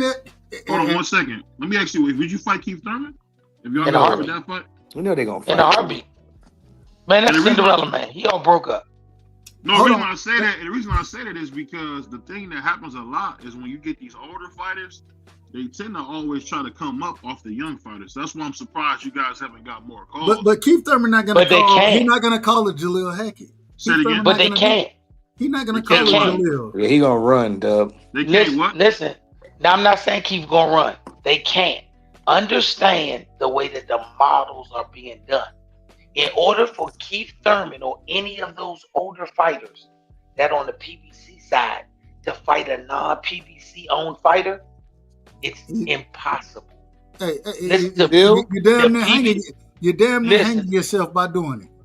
The PBC, you will have a dude that hasn't fought in 7 years pop up in the rankings at number 3. And if you don't believe me, Pacquiao, I'll take him off the board. If you don't believe me, every time Andre Berto wanted to fight in the last 12 years. Oh my God. He come on 5 year layoffs. He come on 5 or 6 year layoffs, and then he's ranked number 1, 2, or 3 by some governing body. And he get a nice payday when he do it. But that's the PBC. Hold on, Coach. Let me ask you this, Coach. Let me ask you this. Andre Berto. And I want to ask about Jaleel because we got to show love accordingly. So if for some reason, and once again, we hope that you get that y'all not you, but your son, that he get the Xander fight. But if for some reason that don't happen, right?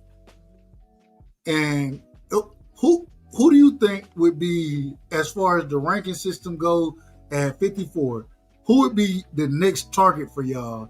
You know what I'm saying? That's not quite a champion, but up and coming guy. Who would be y'all next target if y'all can't get Xander?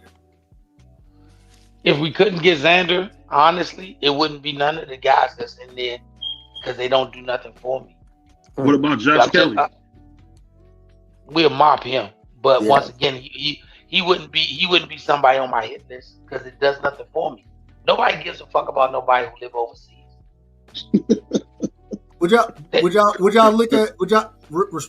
look at say Connor Ben, a Santillan, a Brandon Adams? Would y'all look at those guys? I would run down to you. Connor Ben ain't looking to fight Jaleel because it would be a pay cut. So that fight can't happen. Okay. The Brandon Adams, he's a 160. Even though he tries to do the 54, and at Brandon Adams' age, if we beat him, we supposed to because we young. If we lose to him, we lost to an old journeyman. So that doesn't do anything for us. Santillan, it would be part of a 4-fight deal if Bob Earn wanted to sign Jaleel to ensure the Xander fight. Last one. What about we seen when Tellez lost to a boss? I didn't expect that. I didn't expect the fight to go that way. I picked Tellez to win that fight. Would y'all be willing? Is Tellez on y'all list? Why would he be on our list? He's a young fighter who took a loss and he got put on his back. So his loss was a little more magnified. I think Tellez is a good fighter, and like people heard me say I wanted to fight him when he won the interim title, but now he is somebody who does his promoter even take the time to build him back up? These promoters. But the question is, if y'all can't get the Xander fight, then who else? Who y'all looking at? Yeah, let me say this. I have pieces that we would want to do, but if I tell you my pieces in anything other than a private conversation, don't do it. I already got screwed once. Yeah, don't do it. I can't get screwed again. Yeah. But listen, there are pieces that we would.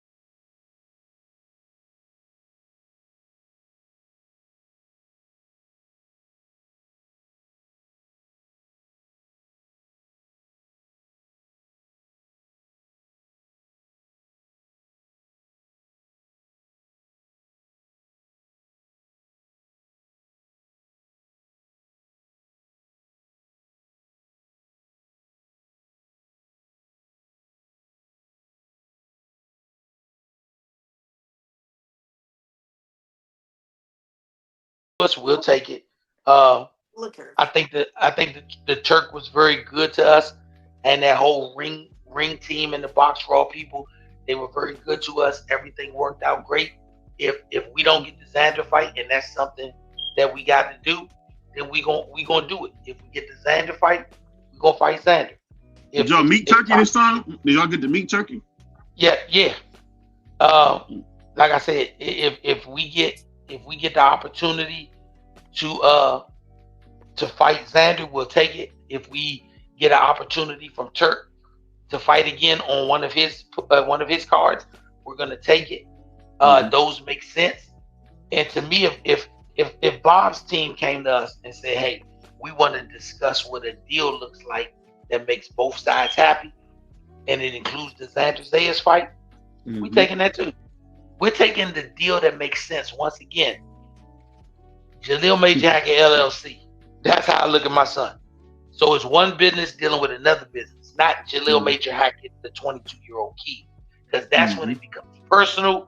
That's when Bob or Eddie Hearns or any of them put their arm around you and they start the sentence with, "Hey, son."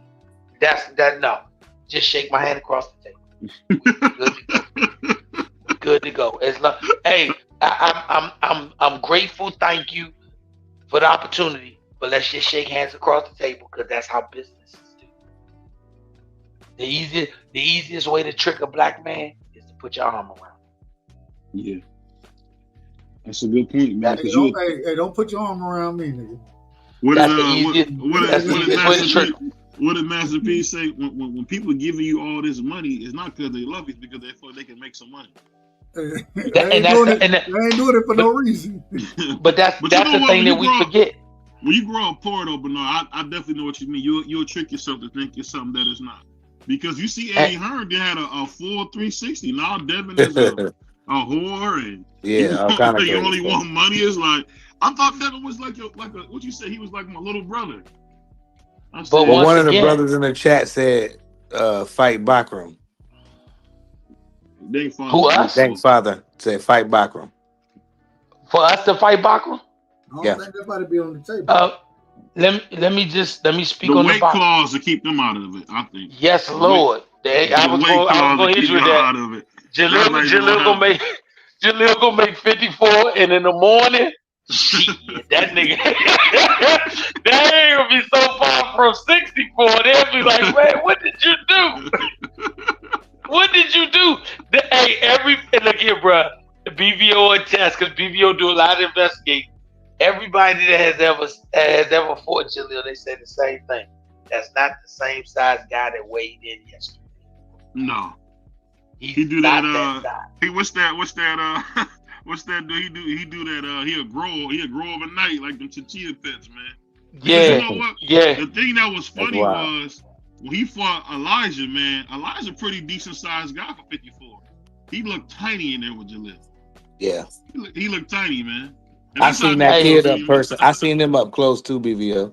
Jaleel, what is he? 6'1"? He's 6 feet tall. He's just a shade over 6 feet. But I swear to God, he the smallest, biggest 6 foot person I've ever met. No bullshit. You out order. Now you out order. Now you out order. Bro. It's them little big. I done seen some 6 foot. I play I'm a basketball guy myself.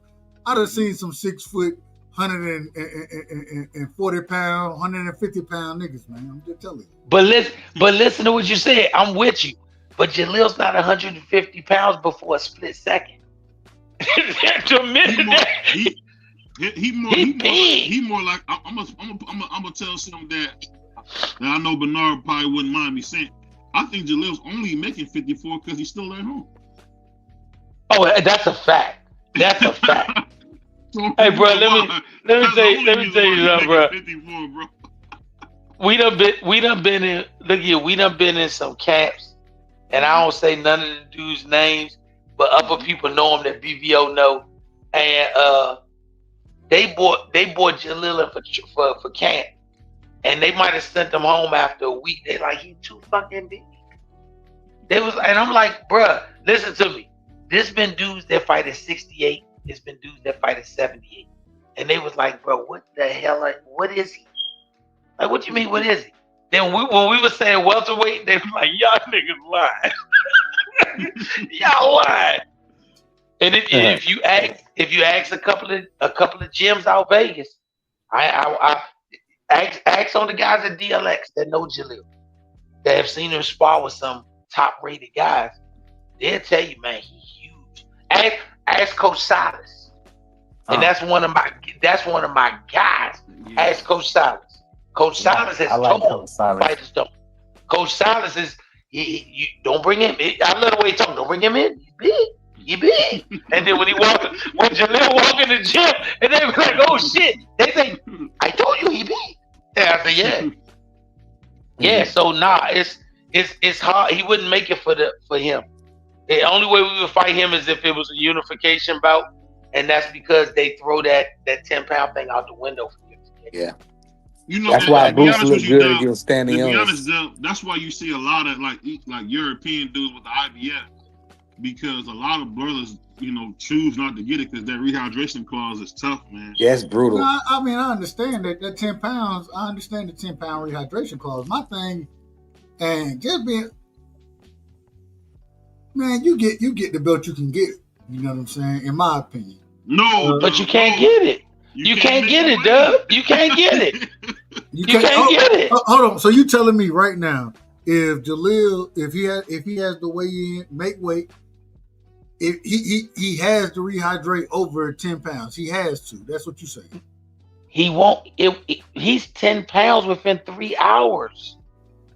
That's crazy work. You got to remember, it's like a science, man. They flashing at 54. Yeah, he a big young boy, Jaleel. You know, Yeah, bro. what's this? You heard me say it. Yeah, You, I You got you a know, big young boy. My son Roy is a made big that young boy. Roy made that excuse that he wanted to fight James Toney, but from everything you read, it was hell for Roy to make 60. Like Roy was eating ice chips. You know that? bro. That's why That's what you do when you cutting weight. You gotta, but you that's gotta. Man, cut but that. that's Cut why it out. but Cut that's the why line out. Tell me, Cut the line out. Cut the line out. Nah, cut it out. I ain't gonna let y'all do this to me. Listen, What I it lied ain't about? what you do to make weight. I hate when people say that because it ain't what you do to make weight. Listen to me. if I'm I can talking make it, about I can make it. I'm talking about Like, my man. Look at my son, and he said this 3 or 4 fights ago, so it can't be you. That's why nobody said it for the Roman joint. My son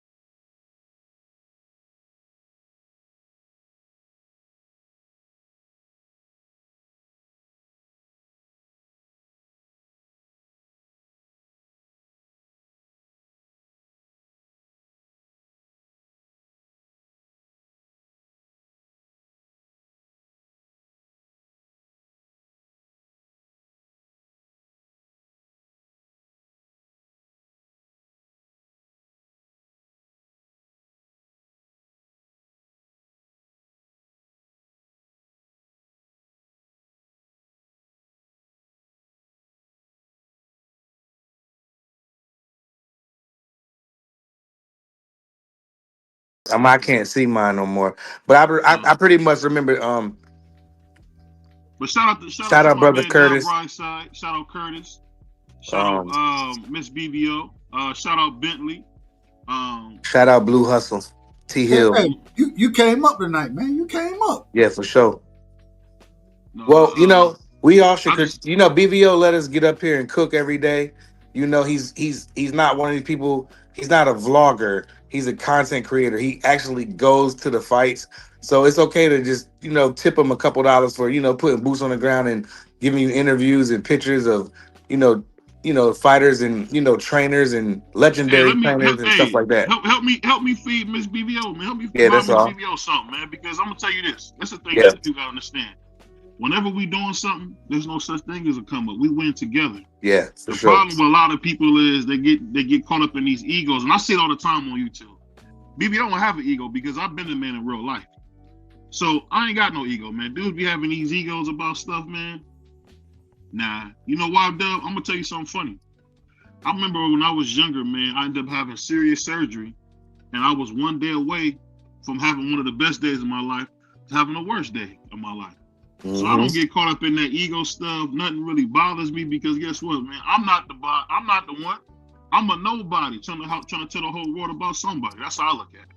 Corny as it sounds, BBO believes that. But super my man Dub again, Yeah. gifting 5 memberships again. So I mean, I think everybody, I think we all gonna do something special. Shout out to our superstar Dub right side. We see what Dub is doing. We see what B3 is doing. We on the come up, man. We see my man Puerto Rican Free, Puerto Rican Tommy. We doing some big things, man. Shout out to my man DS3 became a member. Oh, I didn't even see that. Shout out to my man DS3. And think of this, y'all. DS3 is the first person that joined the STN just as a person was in the chat. So shout out to him. He even changed his name to STN. So shout out to DS3, man. Shout out Cam and CJ Rich, Cam J and CJ Rich with the memberships. Yeah, definitely. Gifted by Dub Right Side on behalf of Dub Right Side. Thank you. Yeah, salute, man, salute. I appreciate everybody because Dub, you a real one, boy. No. What I want everybody to remember, you got the membership. Just hey, I ain't gonna keep providing them now, but renew it. All you gotta do is just renew it. Just renew it. That's it. Yeah, it's easy work. Renew the membership. That's it. Nothing crazy. Just renew it. We fronted it to you, so there it is. Yeah. And you know the cool thing about it, Doug, and this is one thing, and I remember sitting in my office right now. I remember talking to my brother Dub about it. I said, man, I want to talk to the people. I don't want to talk about them. And look what God has done, man, for us, man. We hearing behind the scenes stuff, y'all. Yeah. You know, we hearing people talk about things we never even thought we would hear about, like what's actually going on in boxing. How the contracts and stuff work. This ain't one of them shows where you hearing what somebody think or what somebody else told them. Y'all gotta remember, Jaleel Hackett was just in Vegas. Hey, go ahead. BVO, you know the greatest thing about it? What's that? It give me an opportunity to argue with these niggas. You know what I'm saying? Right. Shout out, I love them. I love them. I do. But at the end of the day, hey, man, I ain't got to agree with you. But at the same time, I want to have a conversation with you. And that's the most beautiful thing about it is we able to have conversations. And whether we agree or not, we able to come to or get more knowledge as far as the sport of boxing go. And man, that's what I'm here for. You already know how I am. Yeah. Yeah, but boxing, you know the funny thing about it, man, it's just cool because His mic out of order. Yeah, your mic out of order. Hey, real quick, Ernest, I ain't got long pockets, man. Hey, you do. My pocket's short. My pockets are short. You know what I'm saying? I don't want no smoke. I don't want no smoke. Hey, my pockets are short. Hey, you like me. You know what my grandmother said? Put money in all 4 pockets, so when they rob you, they don't get it. That's crazy. Hey, make sure. Look. Oh, everything. Put the money in your socks, man. Put the money in your socks. That's a fact. Hey, man, my phone that died when Coach was giving me the business. I think he was draining my phone battery. Draining my phone battery. Won't be the first time. Won't be the first or the last time. Hey, coach. Hey, look. What you was talking about made sense. It's for the competitive advantage, and I'm gonna be honest with you. If I could start a fighter small and let him grow into it, then I would. I was able to do that to a certain percentage with Jaleel. If I could start a guy at 140 and work him up to 54, I would because that thing changed. At 47, you wear 8 ounce gloves. It's a reason that when you go Mm-hmm. to 54, the gloves become You were 10 ounces. teams. You were Punch, teams. And 10 ounce coming punch to him. heavyweight. But this is Yeah. the thing. This is my thing, coach. And I ain't got my thing is I've always said this as BVO. If you make the weight, you make the weight. I Yeah. don't give a Yeah. damn what you're. I don't give a damn about if. Now this is the question I gotta ask though. I gotta ask this question. When you cutting weight like that, I think you lose more than you gain. Right? Even rehydrating, all that kind of stuff. I think you lose more than you gain by cutting weight like that. Would you agree or I don't. disagree with that? I agree and disagree. The reason why we don't do it to gain anything offensively, we do it to gain stuff defensively. If my son is a young fighter and he's willing to fight more experienced guys, then he can absorb punches better if he's naturally bigger than the other guy, as opposed to with the same size or might be slightly smaller and inexperienced, he can hit you with something that gets you out of it. When you look, I love Erickson Lubin. That's my guy. But Mm-hmm. he was not only young, but he was smaller than Charlo. When Charlo hit him with that shit, his body wasn't able He to ain't never react see and it. take it.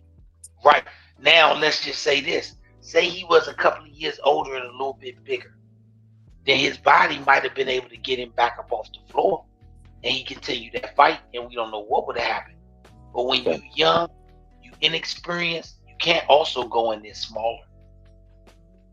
Right. And then he Yeah. got clipped. He got clipped right on the button, and his body was just went limp. Hold on. Let Yeah, me ask you this. Let me ask you this then. And it's interesting what you said. You said we do it for defensive reasons, you know what I'm saying, versus offensive reasons, which I ain't got no problem with. My question, next question. So Jaleel being 21, 21, correct? Am I correct about it? He 22. 22. 22. I apologize. When his birthday? Happy birthday to the brother, man. We gotta start having birthday parties around this motherfucker, man. Yeah, for sure. I'm I see crazy. that respect. See that respect. No, we do. We should. I I mean, agree. these I'm a go ahead. these are family members to the show right now. Y'all are Mm-hmm. family members, respectfully. Um, my question is this. So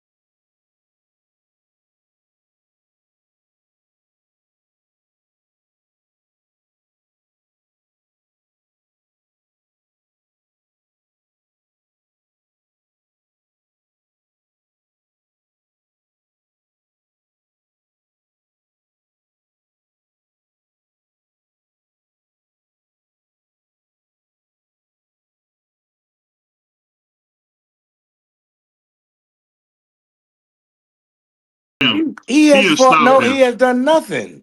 Let me say this. Hold on, wait a minute, real quick, and I apologize to All you. right, now he might not have done nothing, but he ain't skill This wise is a better. sick Negro. And listen, Wise, did you just say he not skilled enough? not to beat Usyk. Bruh, hold on. All right, I'll tell you what. I can tell you. You out of order. I'm out of order. Y'all go ahead. I'm out of order. No, I was talking a prize, man. Oh, okay. Oh, my bad. Okay. Man, So you talking I'll break it down to you. I'll break it down. And if you disagree, you can let me know. But what I'm gonna tell you is this right here. The thing that heavyweights are losing in today's game is body work. When Caballero put what's the brother name? Magmadov. Whatever his name is. This nigga, the nigga who cracked his neck, the Russian Yeah, nigga, neck man. He was stopping shit. Caballero went in there and put this nigga down. When Zilly Zhang was going out there stopping shit, what Caballero did? Went in there and stopped him. He stopped him. And Caballero body work is it's the best body. Man, you chop a tree down from the bottom. You don't chop it down from the top. And that's what Caballero do. I understand. I got you. Yeah, I got you, Coach. But at the same time, He nice though. The boxing nice. ability and the brilliance of working the body, which is a lost art in the sport of boxing, in my opinion. Yeah, but you talking about a guy that fought a majority decision against let me say this. Derek Chisora. Let me say this real quick. Derek Chisora rumbled him, bro. Brother Bernard, when you riding a bike one day and you know how you watching stuff, watch Caballero, man, and you will see what we're talking about. Because you know what we're looking for. Go. Oh, no, hey, Coach, I go don't watch him doubt fight Derek Chisora, and then come back and talk to me. No, that's what I'm saying. I want you to see what we're talking about. Because I got you. I'm gonna do it. But I'm gonna say this. Until I see somebody prove Usyk not to be right, then he not wrong.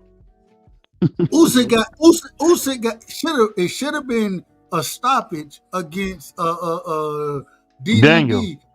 when Dubois hit him with a body shot and he couldn't take the damn body shot. They called him right. It's the same thing he did with Joshua. All right, Dub, we can that easily say that Derek Chisora got robbed in a majority decision. He lost the majority decision to Caballero. So you can just say, well, if that's the case, Chisora could have won.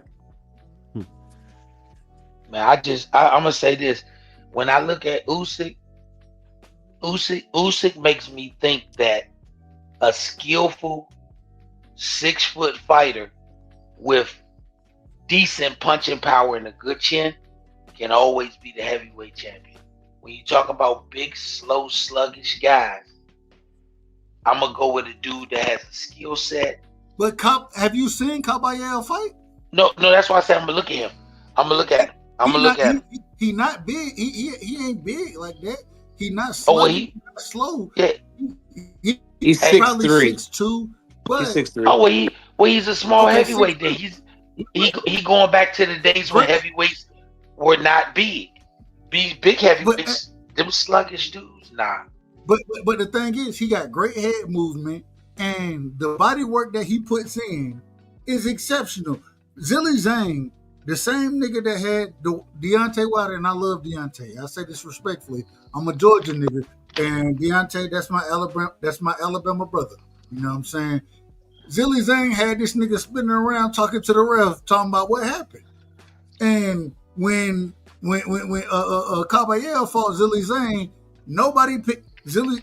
He knocked him down, but he stopped Zilly Zhang where he stopped him to the body.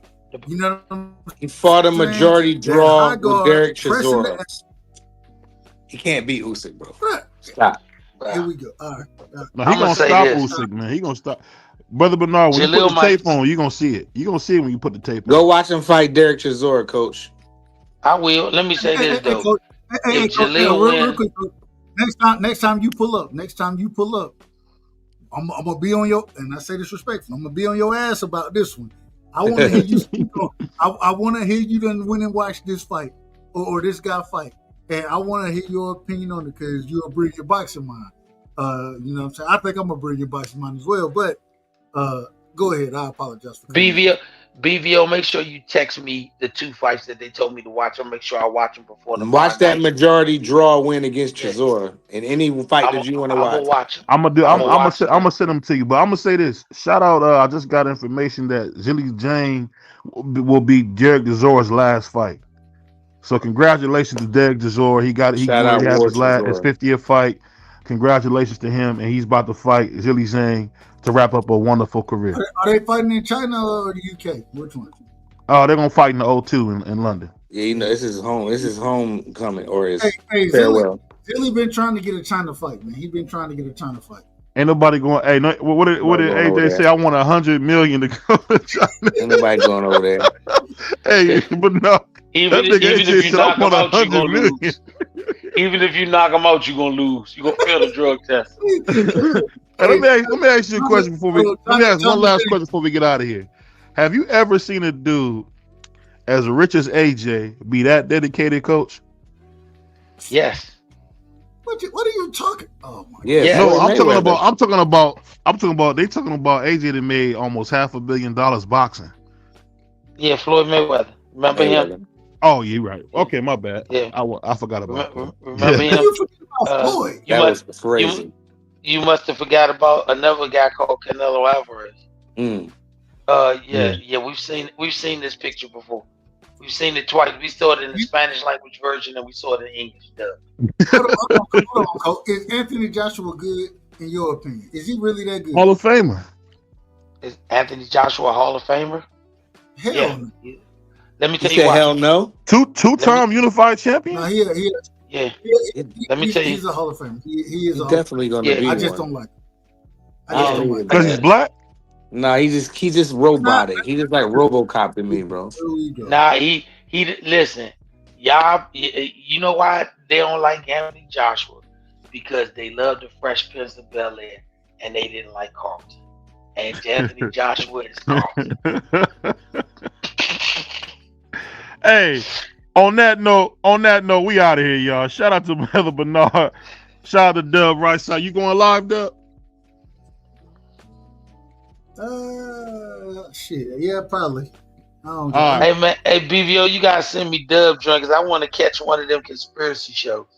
Yeah, I got you. Hey, you gotta pull through, man. You know we be talking crazy over on my show, so hey, we get the cuss on my show. I'm just telling you.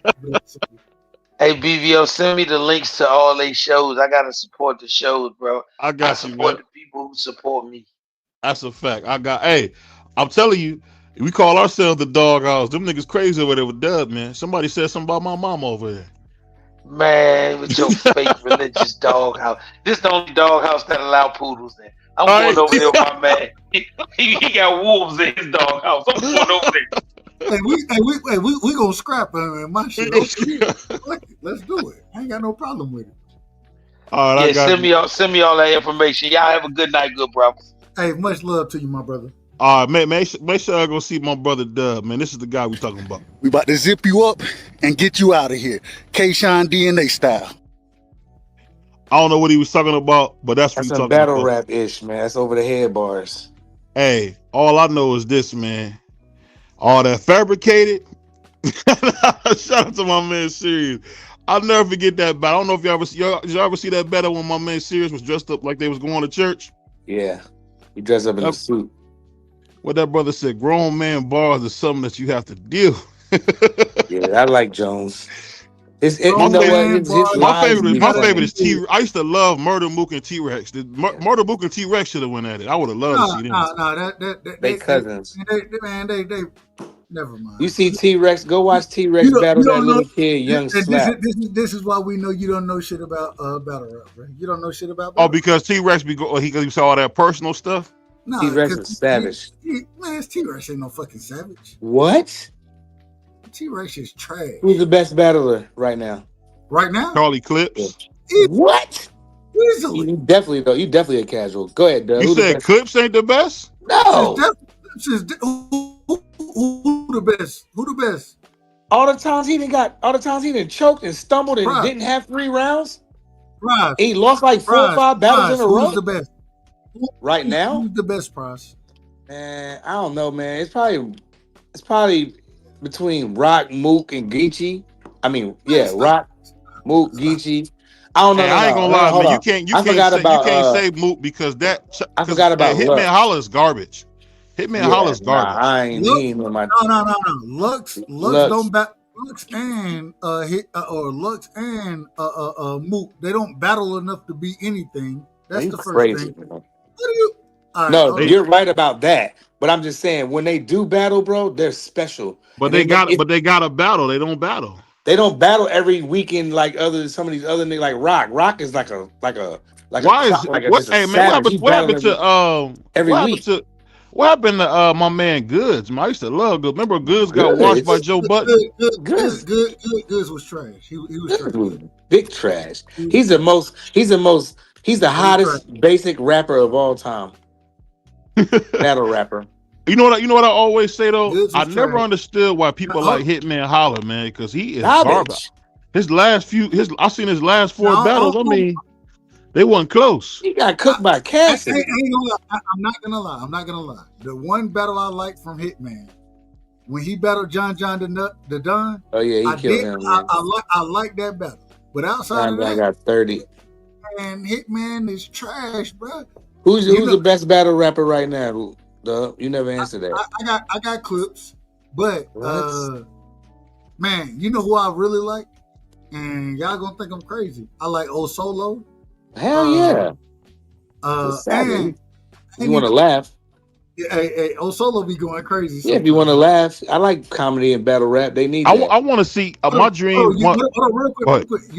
You know who the two that I think the most underrated, JC and Rum Nitty. I'm a JC Rum Nitty fan. Like I rock with both of them. I rock with Rum, bro. Rum, he be punching, bro. Rum Nitty is man, he a dog. He said the Glock 40. So he always. I like Rum. Only thing I never understand is all the gun bars. Like they love talking about them weapons, dog. You be like, come on, man. I think my dream battle would be Daylight versus Mook or Daylight versus Charlie Clips.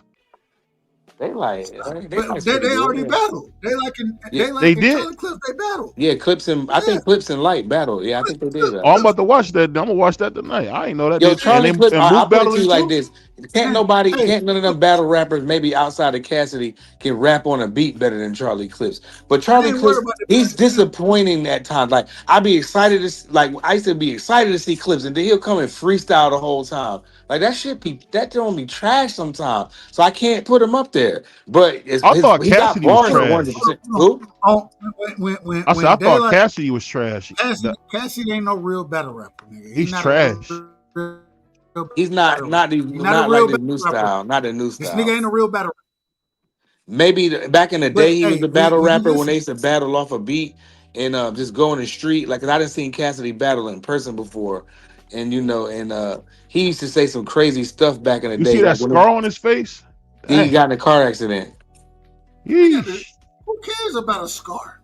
No, I'm just saying. I didn't know that from the car. Cassidy battle rap dub in person. I had just moved up there, and my man was like, "We going to the battles." I'm like, "Oh, they about to rap battle. All right, cool." So I went. It was Cassidy, but he wasn't like he wasn't with Rough Rider and all that yet. And he told the boy, "Hey, my favorite Cassidy rock song, like a boat when you go fishing." I'm the general's like toast chicken was crazy back in like 2000 something. That was crazy. Miss BBO get mad at me for saying this, but man, that song you had with Kells, that's one of my favorite Kells songs. Heck yeah. Other than that, if it wasn't for the money, cars and shoes. Go listen to Cassidy go listen to Cassidy Blood Pressure. You disrespecting Cass. And that's R. Kelly. That's one of the worst songs Cass ever had. No, I said R. Kelly. I like the R. Kelly part on it. No, you said Cass and R. Kelly. Yeah. I like that song. That's one of the worst. Man, Cass is a lyricist. If you go listen to Definite.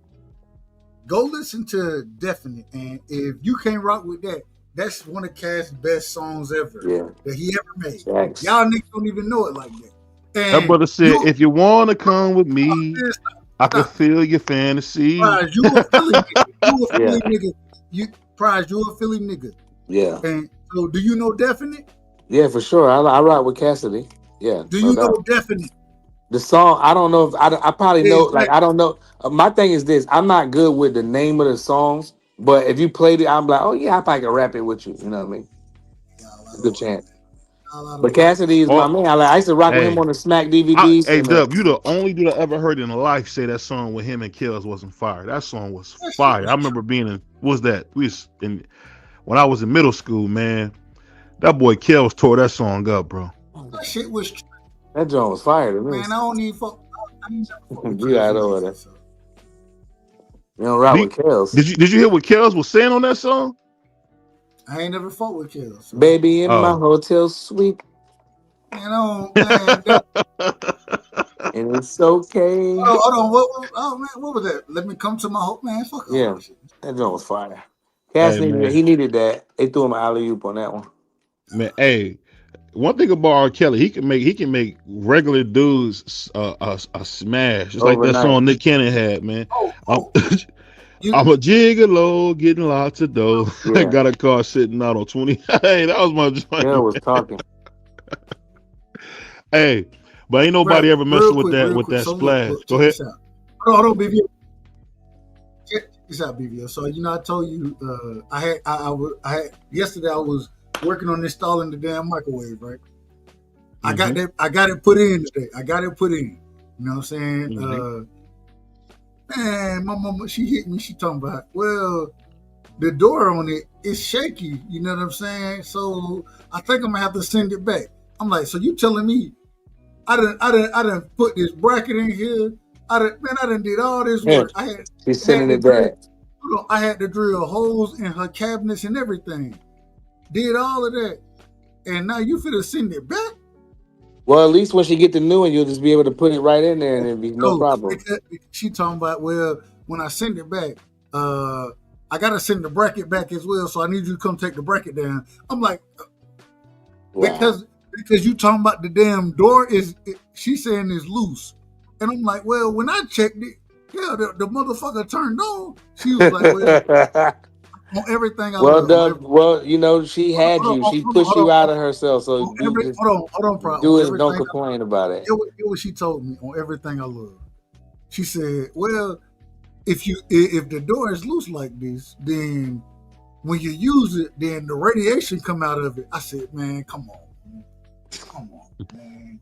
Man, you know them. You know how like they are, man. Hey, what like my grandma said, get off the phone. It's thunderstorming. Get off the phone. Yeah, my mom would snap about being on the cell phone or the phone when it's raining back in the day. We talking about the door of the microwave work. If she thinks that it's gonna make radiation, take it out and put another one up. It's your mother. What she said goes. When you old, when Lil Dub, when you want Lil Dub to do something, you gonna say the same have thing. him doing dummy missions. Watch, I can already tell. I can hear it now. Hey, Lil Dub, put that TV on my wall, man. I tried to pull it out. It don't work, man. That's another one. The TV on no, you ain't. TV on myself. No, you ain't. You ain't gonna be able to lift it. You're gonna be cooked. Just don't understand how frustrated I am. Well, you know that's your mother. You don't. I got one for you. Another black man making millions and millions of dollars, so I'm proud of you, no matter what you think. I'm not trying to hear that. Yeah, all I can say is this, Dub. Go get you $40 and do this. I got $40. I'm good. All right. That's crazy. I'm getting out of here. On that note, we out here, y'all. Peace. Peace.